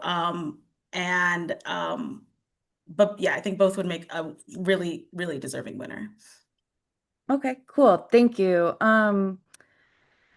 Jonathan, a couple times I feel like in the game, like especially during tribal councils, you would say like no one's reaching out to me, no one's including me in an alliance. And you even told me personally, like I feel like I'm on the outs, but Judanique just said that you've been working very closely since day 7. So what's the point in lying about that? Was it day 7? It was after the swap when we made that alliance. I that was my only alliance up until merge. I got added into a couple of other ones um, to make the vote against Morgan happen. And hopefully something after, but we made nothing else happen after. My only alliance I was in all game was Unique and Marcelo. That was aside from that one round, that was the only alliance that was pushing my game forward. And I don't know, my question would just be like, how many alliances do you think, like, on average everyone else had? Because I feel like it's a lot more than I had. But it's not about everyone else. It's about you saying that you weren't in any. Yeah.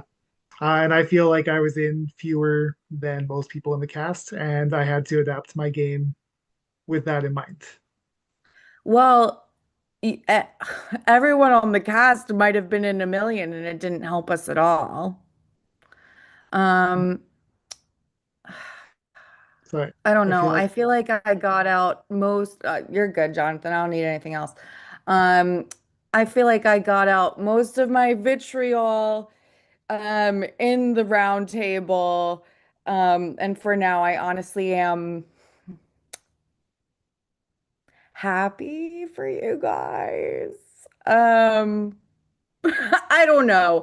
I don't know, you guys. I don't know. I'm happy because it's hard to get to the end. It's hard to get to the end, and you did it. And I like any way you slice it, good job for doing it because we couldn't. I will say this is like one of the like moodiest juries I've ever been in. And I think that says something about all of you. Like, no offense, like actually offense.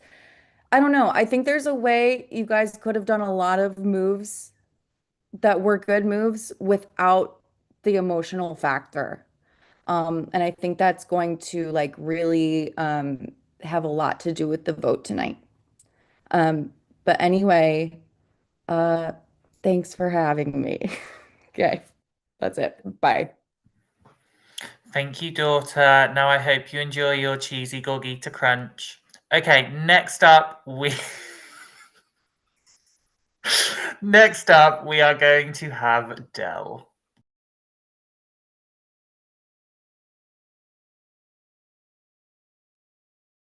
Is the time started? Whenever you start speaking, the timer will go.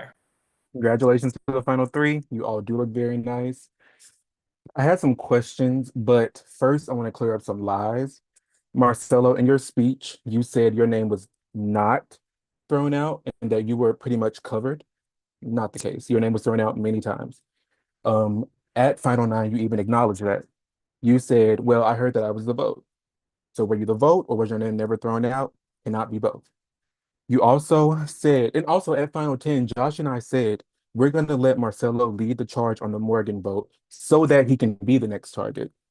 So that's false. You were a target several times. And even the reason you didn't catch votes throughout the merge was not because you were a great social player. It's because we knew you had so many advantages. So I just want to nip that in the bud. That was not to do with anything. It was all advantage play. So just want to make that clear. You also said Judanique had a tough role, also false. Judanique had a great role. Judanique did a great job, great strategist, not taken away from her. But again, Judanique had a million advantages. There's nothing tough about that. There's not. So I want to say that. Judanique, you said that you made Live Night about yourself so that the three of us that were left could not, well, the three of us that were there and Abby could not devise a plan to split. Not true. Towards the end of the breakout room period, myself, Josh, and Kara had 3 minutes completely uninterrupted to ourselves. We could have done anything. So no, that was not to make sure that we could not split. That was just so you could, you know, perform. Nothing else to do with anything. Jonathan, you said you tried to get the votes on Marcelo. That is another lie. You mentioned voting Marcelo once, and then every time that it came back to you, you said, I don't know. I don't know if I can do it. I don't know. That is not pushing for anything. We asked you to vote Marcelo, and you would not do it. We did want to get Judanique first, true, but that's because Judanique was a better competitor. We thought she was a better strategist. We would have gotten Marcelo out, and we wanted to numerous times. You just wouldn't agree to it. So I can't let you have that. Then I want to say, you said that Abby and I, you didn't feel that we were deserving winners because we apparently tried to quit. But Judanique literally said she was going to quit. She said it many times tonight. What's more respectable about that than me and Abby?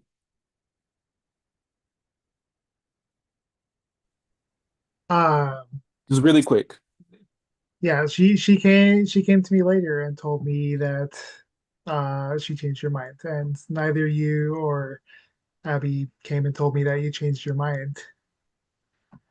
Did we quit? You never told me that. I don't know. Neither of you sold to me how much you wanted to be there, and Judy came back to me and sold to me how much you wanted to be there. But we literally didn't quit, so I can't let you have that either. But I'll accept your answer, but I don't think it was a great one. Now on to my questions. Judanique. I'm probably gonna have to use a lot of pool time, but Judanique, when I was in the game, I respected you a lot. Up until live night, I have to say I lost a lot of respect for you on that night. But I want to say you first of all, you said you dedicated a lot of your time to knowing your tribe mates this time and knowing the people you were on the cast with. We spent a lot of time on calls. Can you name three things about me? Yes, you love the Real Housewives of literally every True, single city. I actually think I correct. have the ranking in my brain because of how much I watch the tribe chat. I think like your knowledge for random obscure shows is honestly like I'm telling you, if you ever move to Seattle, you're on trivia team with me. And I've had, and I can't say it, I'm gonna butcher, but I've had Rosalia. Can you say Rosalia? Rosalia, yes. Rosalia, okay. I've had that on like the bottom of my queue forever. I know how much you love that. And like, I don't know, I think like just seeing all of your passion specifically, you are insanely knowledgeable. And honestly, I wish like it's just one of the skills that I really wish I had. And that's why I said you had a really strong social game because you like I don't know, I don't think it's a necessity to be involved in pop culture to be good at connecting with people, but you do it like flawlessly. So Okay, I one think, more pop quiz. Anybody can answer. Judanique, you should know this, and so should Marcelo. Jonathan, you may not. How many fingers did I have at birth? Serious question. you had an extra pinky, extra pinkies, pinkies. Yes. So I guess Marcel? wait, 10, so it's 12. Sorry. Yeah, no, I Wait, thought it was 11, but I'm it's not sure if 11. I was just about to say, sorry, extra pinky. yeah. You talked yourself into being wrong. It was 12. So, Okay. Oh, amazing. okay, after live night, okay, I wanted to make it a little lighthearted because it's going to get heavy now. At live night, you actually, let's fast forward a little bit. After live night, you came into the tribe chat. You said exactly, this is a game, and I'm having a hard time seeing that everyone else understands that too, insinuating that the other players in the game were making the game more personal than it needed to be. Do you think you were ever guilty of that? Just from the Yes, heart, truthfully. yes. Okay, can you name some instances? I think I honestly in sitting, okay, so right, like I mentioned my mental illness, sure.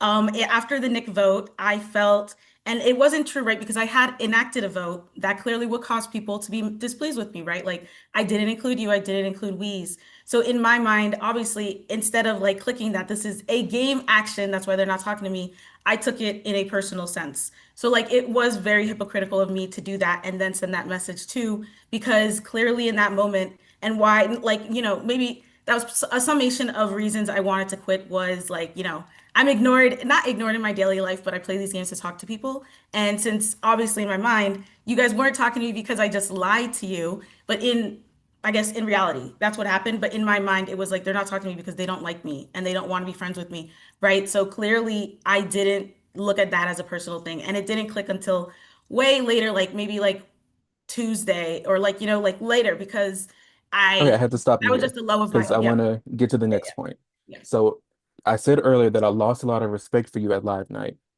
Do you think you know why? Probably because of the performance I put on, I Do you would know say. what particularly I did not like? Um, I'm like I honestly I didn't mention my memory struggle, so I have like a vague idea of what I said during that, but I don't know specifically. I could imagine just the whole Okay, thing was so not it. before Yeah. live night, not before live night, but before we actually got started, it was at Final Eight. We were about to start the whole thing. You came to me and you said, "Do you feel that me, you and Marcelo should stick together as we are the last three minorities?" You remember saying that? Possibly, Then yes. then we get That's not something I would forget personally. But Okay, then valid. we Yes. actually got to Final Seven, and you, of course, you knew you weren't leaving, so I guess this was just all bullshit. But you said you were going to put your vote on me so that I could not claim a perfect game. But why would you mention that we should stick together as minorities and then be like, actually, I'm not going to let this black man have a perfect game, and I'm going to sabotage him right now for nothing? So that was also like I totally apologize for saying that. I do 100% always value working with minorities over anyone else just because of my implicit biases. So in that moment, that's where like I know that was part of the performance, and I apologize for how it came across because and obviously the impact does not matter whatever my intent was, but the intent in that moment was to formulate a story that would say I'm voting for Kara to my alliance members, and that was like the way I weaved it in. I literally, yeah, so I that was the impact of that was totally like I'm very sorry for that. Okay. And do you remember what you said to Kara when you said, okay, I'm not going to vote for you, I'm going to vote for Kara? Do you remember your next statement? Probably I was talking about like where my allyship is. Yeah. Yes. Yeah. Okay. You said it's black women, black men, everybody else, white women. Yes. And your jury is predominantly white women Hmm. who you also accuse of making things too personal. Hmm. So you understand why this is like kind of Yeah. okay. Marcelo, you address why you lied to Kara at her vote out and why you have been lying to her. That does not explain why you told me at Final Five when you were in no danger that you would not at all write my name down. Explain the strategic thinking behind that because I can't see it at all. No, you're right. I was having a conversation where I wanted Josh out at Final Five because I knew Josh was an immunity threat at Final Four, and I had told you that. And then when I was just being told that, oh, Jonathan wanted you out, so I was like, okay. And then there was this back and forth of where I wanted to turn on Jonathan, but then at the end of the day, I felt like if I go to four, I potentially could go into a fire situation. So I don't really have a strategic reason on why I voted you and why I didn't just stick to my guns and vote Josh. So that So you is, would say here that your vote was dictated by Jonathan and Judy Nink? Because that's what you said on the tribal yeah, call. yes.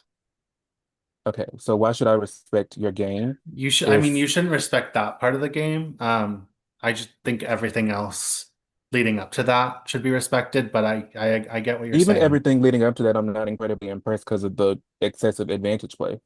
So Yeah. I'm struggling to see where your strategy carried you. I see advantages, I see pointless lies, I see waffling, I see being controlled by Judy Neek and apparently even Jonathan. What is there for me to respect here? Not a I'm really lot. asking. No, I know, and I'm trying to think, but I don't think there's a lot. I think I really played myself in this game. Okay. Jonathan, I already asked you that question, but I haven't been moved by your answers greatly. I just want to know truly, why do you deserve to win sitting next to the strategist of the season in Judah Neek and her ally who was there for the ride, Marcelo, who I guess contributed? Mhm. Uh, because I was aware of everything I needed to know, all the advantages that they had, I was aware of them. All of our plans that we made up together, like I was aware of those, and I was aware of the counter plan because I set myself up to be the flipper if I wanted to flip. And like tribals usually came down to there were exceptions. Like the Kara vote, I couldn't have flipped and made any difference. Not Um, sure. Not true. yeah, there At the Kara I could. vote, there was two votes. You could have voted for Marcelo there, like you said you wanted to. You could have caused a tie vote there, and on the revote, Marcelo would have left, which is what you claimed that you wanted. So why did you not enact that? Um, I got that. This is the round that I was probably the least proud of for myself. I got talked out of it last second. 2 seconds, no, Would like you say 10 seconds. Marcelo manipulated you there? No, Jude Neek talked me out of it, So and Judanique controlled that round. Yep, I would give her that credit for that round. Um, every other round, and including that round, according to you, I had the power to change the game, and every But round you was did not dictated. use it. I used it. I used In it what ways? to get this final three in particular to the end altogether. I hear you. I hear the words, but I'm trying to see what about that deserves to win. You sitting next to the people who were more dominant than you. What about that deserves the votes to win? Like, I really want you There, to answer this truly. there's a lot of other factors like that. You can be dominant in one sense of the game, but you can also like they lied a lot more than I did. I lied too. They They did. lied constantly. Um, one So person against is two. There's always the like one against like one me against two strategists. Like there's always a chance they split votes with each other, which that's strategically a good thing for me. If they split votes, that's like if only one of them was here, they could have gotten all the votes that they're going to split, and that would have put me in a worse situation. I needed them both here together um, for that hope. Like there, yeah, there were reasons for everything I did, and okay. yeah, that's what I got for that for now. Okay. Those were answers. I mean, congratulations to all three of you. Thank you, Dell. Okay, we are now going to go to our last juror, which is Josh. Hey guys, did you miss me? So, I'm going to try and keep things lighthearted. Most people have said their piece. I do just want to go back to one thing I said right when I got voted out. I told you guys you needed to tear each other apart, you needed to fight, and I do just want to call you out and say you guys are a bunch of pussies for not tearing each other down a little more tonight. A little disappointed in all of you guys for that, but that's okay. We're gonna go into my questions, and I don't want like long drawn out answers. I don't want like your rambly Josh answers, please. Okay. So the first thing, there's been a lot of boosting of my ego tonight. A lot of saying Josh deserved to win. Josh was this. Josh was that. So I'm going to inflate it just a little bit more. If our season were edited into an actual season of Survivor, how do you think your individual relationship with me would have been edited? Iconic moments, underlying themes, anything like that. We can go in whatever order. Just take like 30 seconds and give me your thoughts. I'll go real quickly. I just finished my fourth season of Survivor, or second. Anyway, we would have had the Final Four immunity challenge. You would have heard Jeff Probst, oh, Josh adds another cup. Oh, Judanique drops another cup. Oh, they're shaking, they're shaking. That would have been our moment, I think. And that would have been really fun to watch. Yeah. I wouldn't have enjoyed watching it back, just to clarify. I would skip that part of the episode.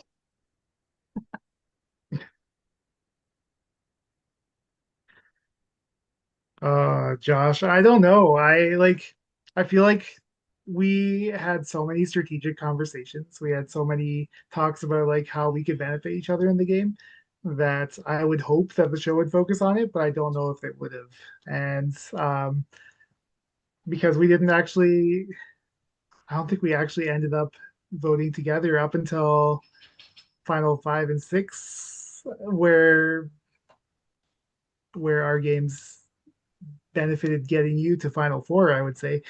Uh, and yeah, if the show showed us, they would show us talking about how we benefit each other's game, how we can work with each other moving forward. Sure. Marcelo? Yeah, Josh, I think you and I, our story would be a little bit interesting, you know? We'd be at the water well, just pouring water into our whatever they call those water bottles, teaching each Canteen. other about canteen. Thank you. We'd be filling up the canteen. We'd have a conversation every episode about straight 101, gay 101, straight 102, gay 102, straight 103, gay 103.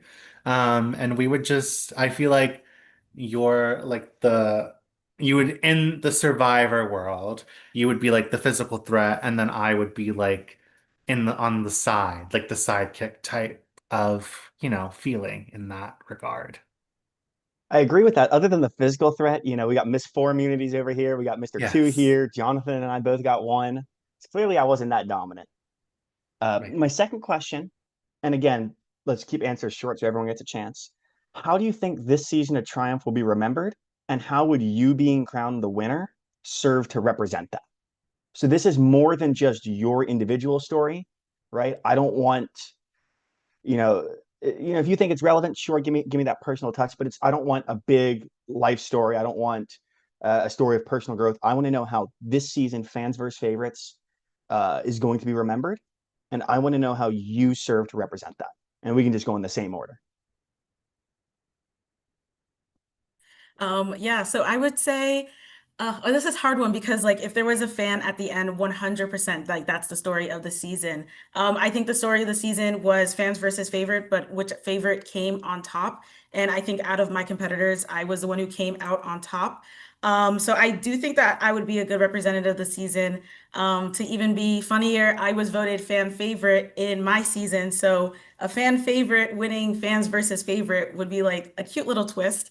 And yeah, I don't know. I think since it just ended up being the fave on the top, I do feel like that I was the fave on the top out of the three here. Not necessarily out of all the faves, but since we're the ones staying in our story, I think that's me. Fair enough. I think this will be the story of how three second placers in Survivor all banded together to make sure that we all got to the end together and made sure that the rest of the jury had to vote one of us a winner for the first time after all being so close. I think that's the story of the season, in my opinion. I think the story of the season is 20 people fighting for that one spot. And I feel like this was such a high caliber type of group. And I feel like the me winning this game would mean that like in that high caliber group, I was the one that came out on top when everyone else had played so hard and so incredibly well. And I feel like that's like you want to get to the top of the mountain and you've got to climb and make sure that things go your way. All right. Thank you guys. Best of luck tonight with the votes that are coming up. Okay, thank you, Josh, and thank you, jury. You have all asked your questions. There is no more to be said from the jury. But now what is left is for you three to give your closing speeches. As a reminder, you have 3 minutes to make your closing speeches. This is your last chance to convince that jury to vote for you. Just a reminder, the order is going to go Marcelo, Jonathan, Judney. So, Marcelo, you're up first. Just as a reminder, when you start talking is when the timer will begin, and that is all Megan's domain. Perfect. Jury, I just want to say thank you for your questions, and I hope that everything that you asked I was able to answer. I came into this game with one goal, and that goal was to make it to the end and hopefully win this game. And I feel like I have done everything in my power. I've played this game from top to bottom. I was able to be in the driver's seat sometimes. I was able to be in the passenger seat sometimes. And I feel like that is a winning Survivor game to just keep on moving. I've done a lot of things in this game. Some things I'm proud of, some things I could rewrite. But I feel strong enough to know that my social ability and my strategic ability was able to make sure that I was standing here at the final three, at the final tribal council. I feel like if you respect a game that's a little bit messy, a little bit snaky, a little bit behind the back, then I am the person that you should vote for. I can admit that I was a snake. I snaked everyone in this game, and I understand that sometimes the snake does get bit, but I made sure that anytime I was able to get my way, I got it. And I respect everything that you all asked today. I understand all the questions, and best of luck to Jonathan and Judanique. I do believe I am the one to win this game because in Triumph Fans versus Favorites, I feel like that has my name written all over it. So thank you so much for your time, and I hope I have your vote to win this game. Okay, thank you, Marcelo. Right, Jonathan, it is your turn for your closing speech. Yeah, this is always an interesting speech for me. I plan my opening speeches to a degree. I don't plan this one.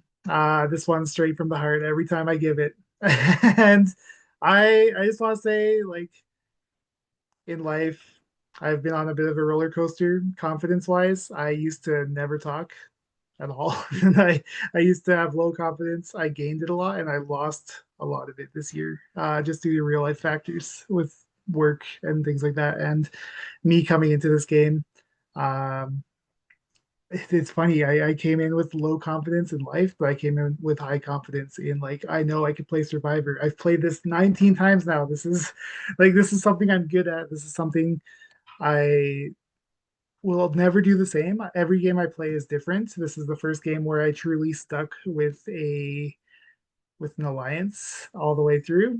Um, and I don't know. I just think it's been a big journey for me.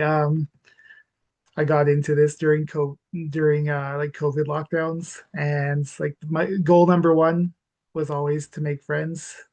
That's still goal number one always for me. I'm here. I hope to keep talking with you after the season. And just like I truly value getting to know you all, no matter what the result is tonight. And speaking of the result, I think you should vote for me because like I had this game in the palm of my hand. I'll keep saying that. I had the decisions that were made. I was steering the ship all the way through.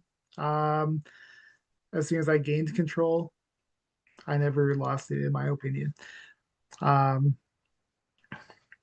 I just want to say thanks so much, Triumph, for hosting me again. I My goal was always to come back, play this game, and retire. Just the name of this game, I was like Triumph. Like what a cool game to try and win for your final org win. Um, I, we'll see if it happens. Both the people sitting beside me are deserving too, and no matter how this goes down, like it's been a roller coaster of a season. Um, Normally I hate roller coasters, but this is the exception. And yeah, I just want to say thanks, Triumph, for hosting me. It's been a blast. Thank you to everyone in the jury for dealing with any shenanigans I may have caused you. Okay, thank you, Jonathan. And finally, last up is Judenique. Much like Jonathan, I also didn't plan for this because I wanted to take into consideration every jury's question and everything that they asked. And I think something that, like, even though, as Jonathan said, I'm retiring after this season, I played 4 orgs this year, and I think that was way too much for my mental health. But I think there's a lot of things that I need to take from this game and self-reflect on because sometimes it's really important. Okay, you can be like you're in a room of a lot of people and there's never a moment where you're the smartest, right? Like that's something that I should take into consideration. Always think before you speak. Like that's probably one of the main things. Like I said insensitive comments and I've acted in a way that was very tunnel vision. A lot of this could point to me being autistic, but that's not an excuse. It's just an explanation. So I should analyze that of itself. I think in terms of that, like I am able to look back on my game and say that I was not even close to a perfect game, right? Like not even close. I do think though, out of the people that I'm sitting behind, that I did play the most dominant game here. Strategy wise, it fell short social. I was the physical champion, but I didn't give up, right? Where even when the moments were so overwhelming for me to just give up and walk away, I didn't do that. I kept pushing through. I racked my brains for solutions, and some of those included a lot of deception. So I will fully accept those outlooks on me for portraying myself that way, and for like I said in my beginning speech, like I am very sorry for any impact, like anything that I did cause, because that was never my intent. But you can't enact an action without thinking what the outcome is going to be, right? So I should have considered that. So overall, yeah, I would love to win this game. I did explain my main personal reasons for wanting to win. Obviously, those are just personal to me, and it shouldn't reflect how you vote. But I did want to put that out there because that's the only reason I decided to play this game when I should not have, honestly. My therapist said, don't play this game. But also, I had this motivation that I wanted to be on the winners panel next to Kyle, who's literally one of the best people I've ever met in orgs. And yeah, I think that's all for for me. I would love your vote tonight. I think equally these two people would be amazing winners. If I have to be the tiebreaker, like I will be, I'm here to support. But I would love to be crowned the winner. And yeah, thanks Triumph for bringing me back. I also hope that anyone in the jury and anyone pre-jury that I didn't get to meet, I would love to chat with you post-season or anything. But and then my New York people, like we should do a meetup in December. But yeah, overall, love you all. I'm so happy this season. I don't know, like I'm happy I played. But yes, I think that's all for me. Thank you so much. Would love your vote. Thanks, Prad. Thank you, Unique, and thank you, Final Three. You have done everything you can now to convince this jury. Jury, the power now turns to you. You, in a moment, will go into the voting booth and you will cast your vote for a winner. I have to remind people this, casting your vote for a winner, not who you're voting off. Sorry, you got voted out. You have to vote for the winner here. So, with that being said, I am now going to open the voting booth. And I believe Megan will head in there. This is your time now to chat amongst yourselves, shout out anyone. Jury, if you do want to come on camera, you can, but just a reminder, you can no longer talk about anything game. You can't ask any questions. You cannot reveal who you're voting for. That will be revealed later on. But yes, that is everything. The last shout out for the last time. Shout out to my friend Angel in the VL. Actually, shout out to Ray too and Michael. And anyone from season 10. Love you all. I missed that. I watched like every video from from season 10 last night and I freaking missed that season. So anyway, shout out to all of you guys. Shout out to my friends in the VL. I'm gonna run to the bathroom. I don't usually do shout outs, but I'm just going to shout out Rob Has a Podcast because they were the ones who got me into orgs in the first place. In particular, Edmo. I think he's played Triumph before. I don't know if he's watching, but he got me onto this journey and it's crazy where it's led me.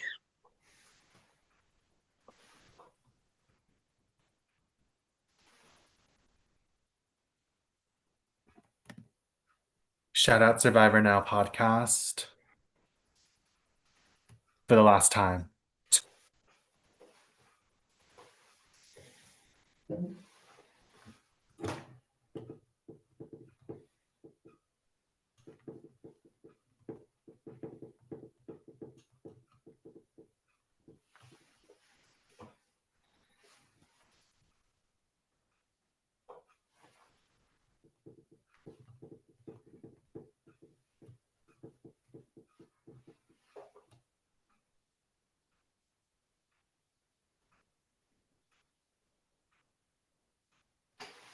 So as a reminder, jury, you will be going into the voting booth to vote.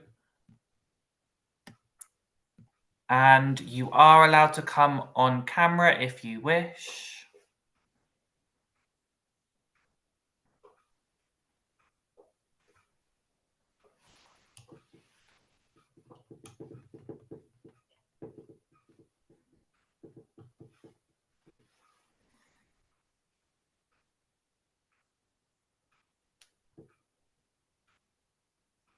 I did the math the other day, and if you put all my games together, I've played 519 days of Survivor, which is just insane to think about. I've been doing this for like over a year and a half of my life. It's weird.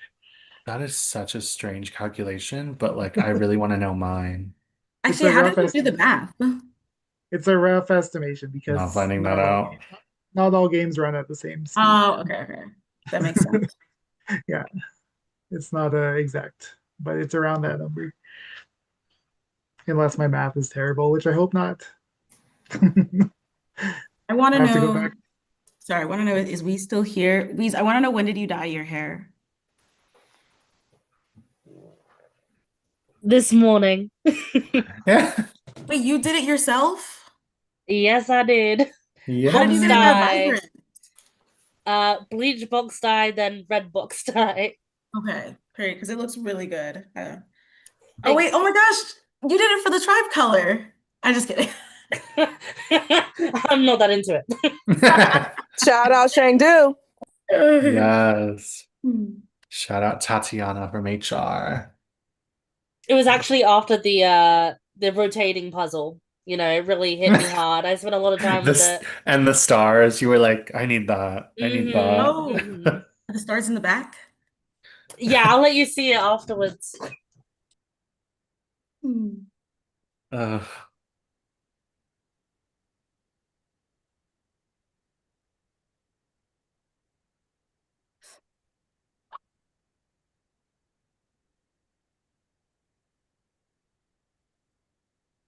Yeah. Here, come on.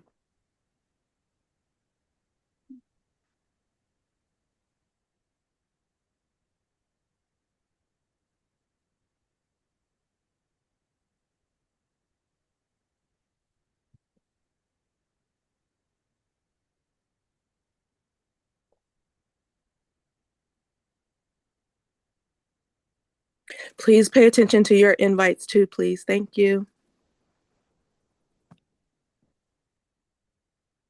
Oh, not us. Never mind. Unless you want to come join us on the jury, Marcelo, we can trade places. And do this whole thing all over again?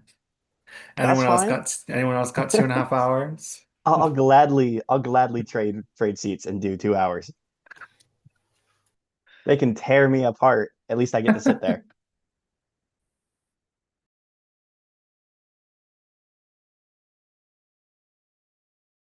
I was gonna say shout out to my dad because, well, I guess he's in a conference room, but he was here last year when I was giving my speech. And then I was like, hey, you were kind of distracting last year, so can you go? But we're not go-go, but he's just in a conference room. But yeah, crazy. Also, happy early Thanksgiving. When is Canadian Thanksgiving? Is that a thing or is that? It was like a month ago. Yeah.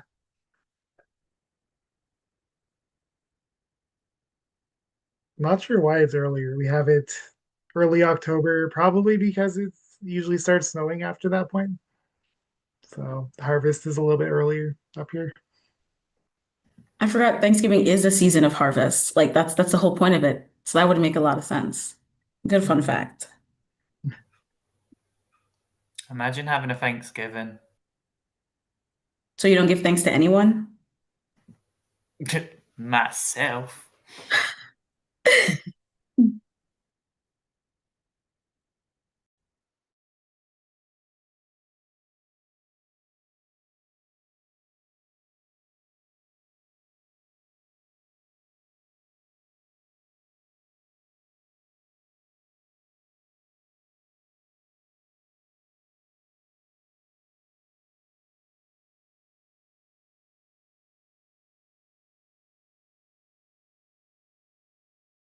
Can I ask what everyone's favorite challenge was this season? Are we allowed to talk about them? Yeah.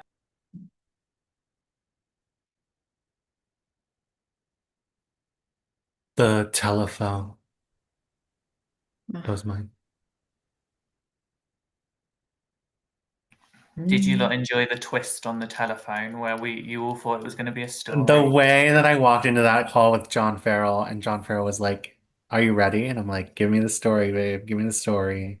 He was like, "It's a picture." And I was like,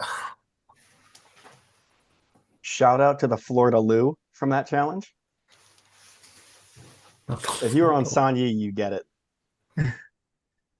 I've always wanted to do that Final Four challenge, or yeah, the Final Four challenge, the cups along the wall. Yeah. I had the No, chance I'm to good. do it my first game, and right before, like 10 minutes before we were going to do the challenge, it got canceled because somebody cheated by gluing their cups together. I was so mad. I was like, I wanted to do that so bad. It took all the way till now, and I finally got my chance Oh my to play it one God. more time. How does that even work? Like, do I even own glue? How do you? Owns glue in these days? I mean, I guess like arts and craft. Sorry, I'm trying to. This But is if you're okay. like gluing, you'll like. There's a really funny video about it of I'm him getting good. caught. But I think I lost it. I don't think I have access to it anymore.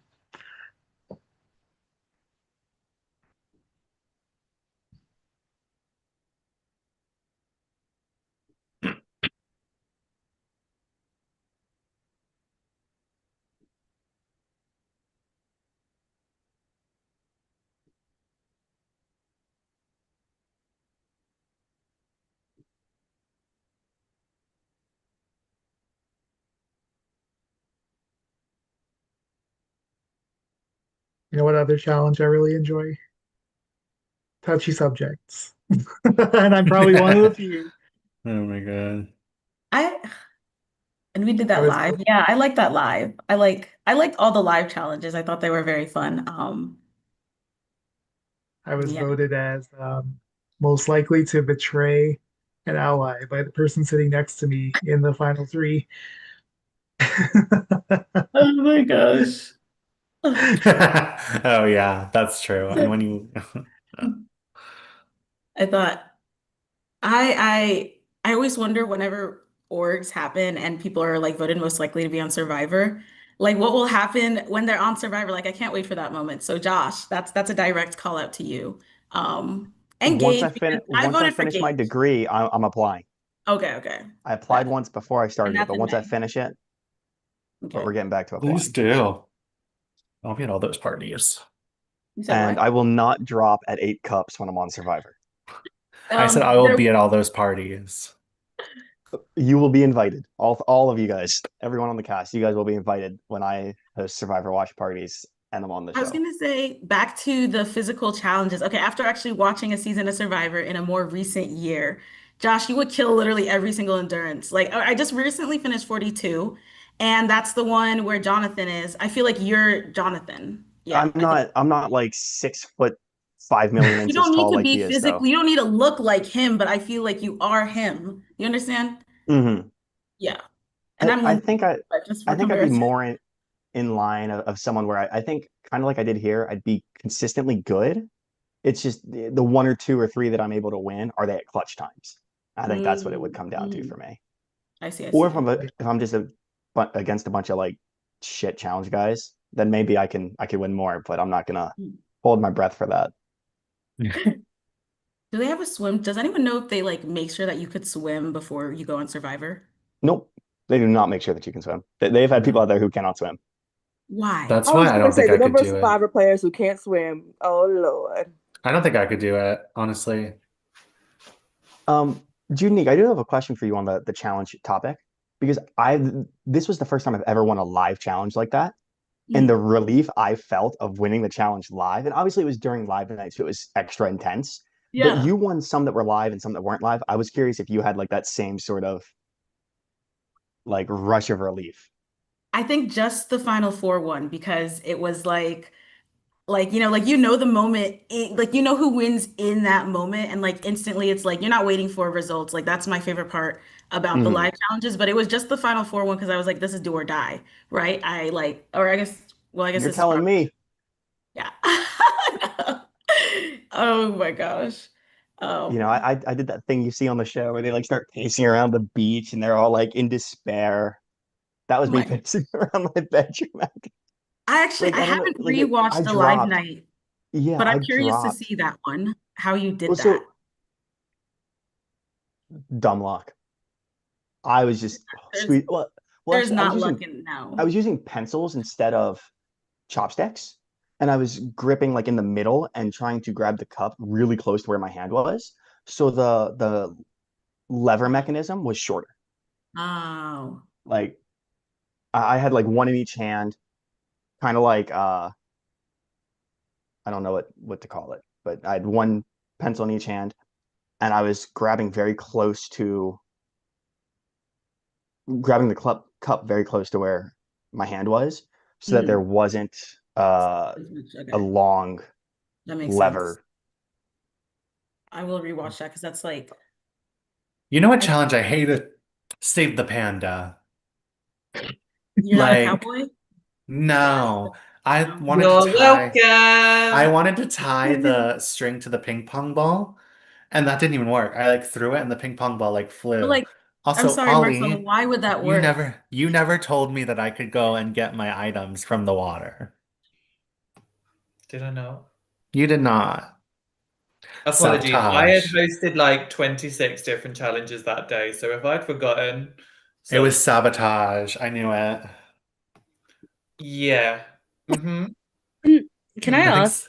ask, is the jury in solidarity of not coming on camera? I'm on camera. I want to see everyone's face.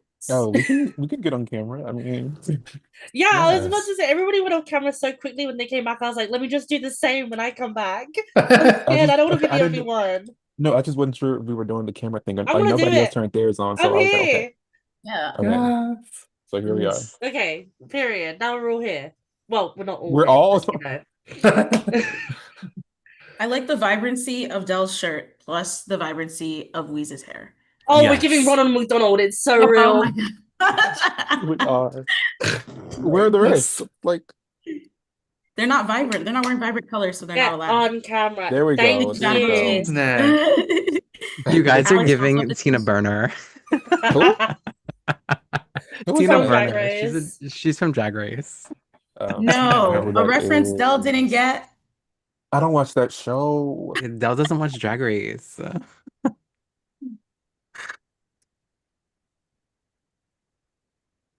You know something I do know from Drag Race though. I that fight with like Alyssa Edwards and Coco Montrese. I feel like I've seen that video like a Yes. million times. I think Fuck it's so you, funny. Alyssa. I'm not joking, bitch. I quote that so much. That's a good one. I like doing the I'm from Chicago. If you ain't got star quality, get the fuck out. That's my favorite one. Star quality.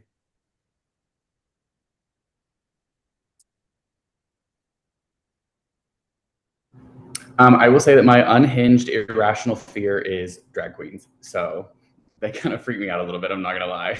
Oh, I have a different one. I don't know if I can share it though. Oh, I disappear and I come back and we're all on camera. What I happened? don't know how it would. We glad to changed it see you up. joining us, Josh. Oh my gosh, wait.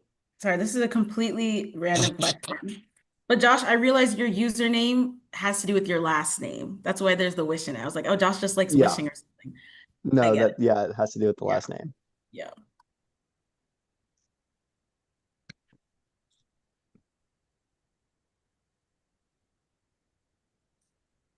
I'm gonna need these votes to hurry up because No, for real. Yeah, Weeze, what time is Mercedes it for Monet you? versus Chris Statlander just started. For those who know, They are you coming know. Okay, I'm gonna go shortly. ahead and say, as a prod member, if y'all take 10 years to cast your votes, it's not our fault if it takes us 10 years and a minute to reveal the vote.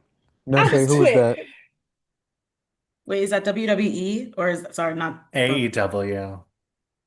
yes, that one. I was gonna guess or WNBA, but Wait, one of so the That's two. real. Reese, who are you rooting for here? Chris Statlander, because Mercedes Monet has 14,000 championships. She can go without one. I did hear that. I did hear that. She's the champion of my local indie promotion. What? Should be Is she everywhere. really? What? Yeah, Rev Pro UK. Oh my god. Have She you gone to needs see to her? go. I have. I went to go see her in August. CEO. CEO. I know that's right.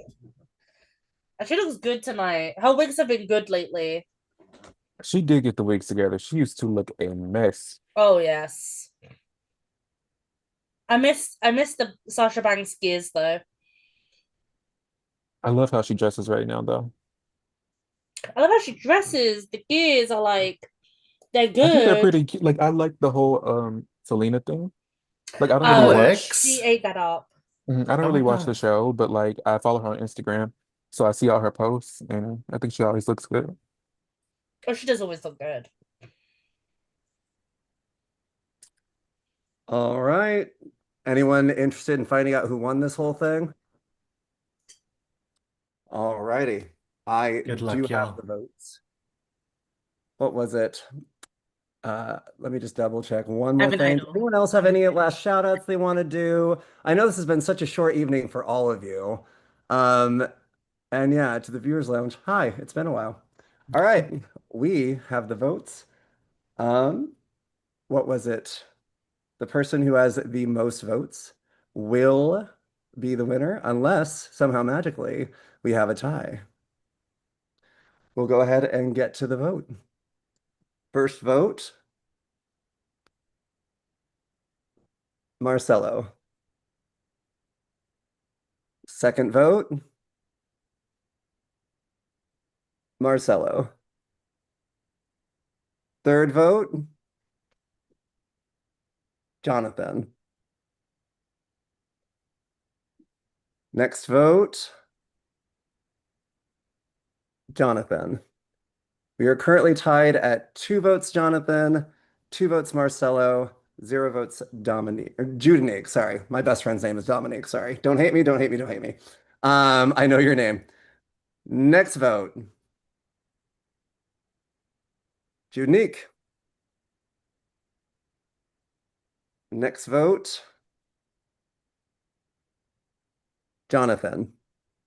So we currently have 3 votes, Jonathan, 2 votes, Marcelo, 1 vote, Judinique, and I'm a very, very organized person in this moment, clearly. All right, next vote, Marcelo.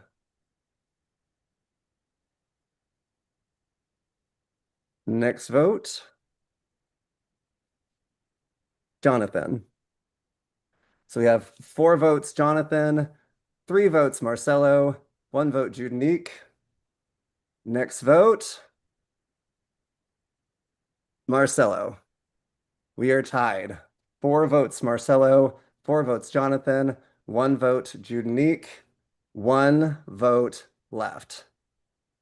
The last vote and the winner of Triumph Fans versus Favorites is Jonathan. Congratulations, Jonathan. You are the winner of the season. Congratulations. Congratulations to all of the final 3. Y'all did the darn thing and played the darn thing. Congratulations to the entire cast of Triumph. Jonathan, is there anything you wish to say?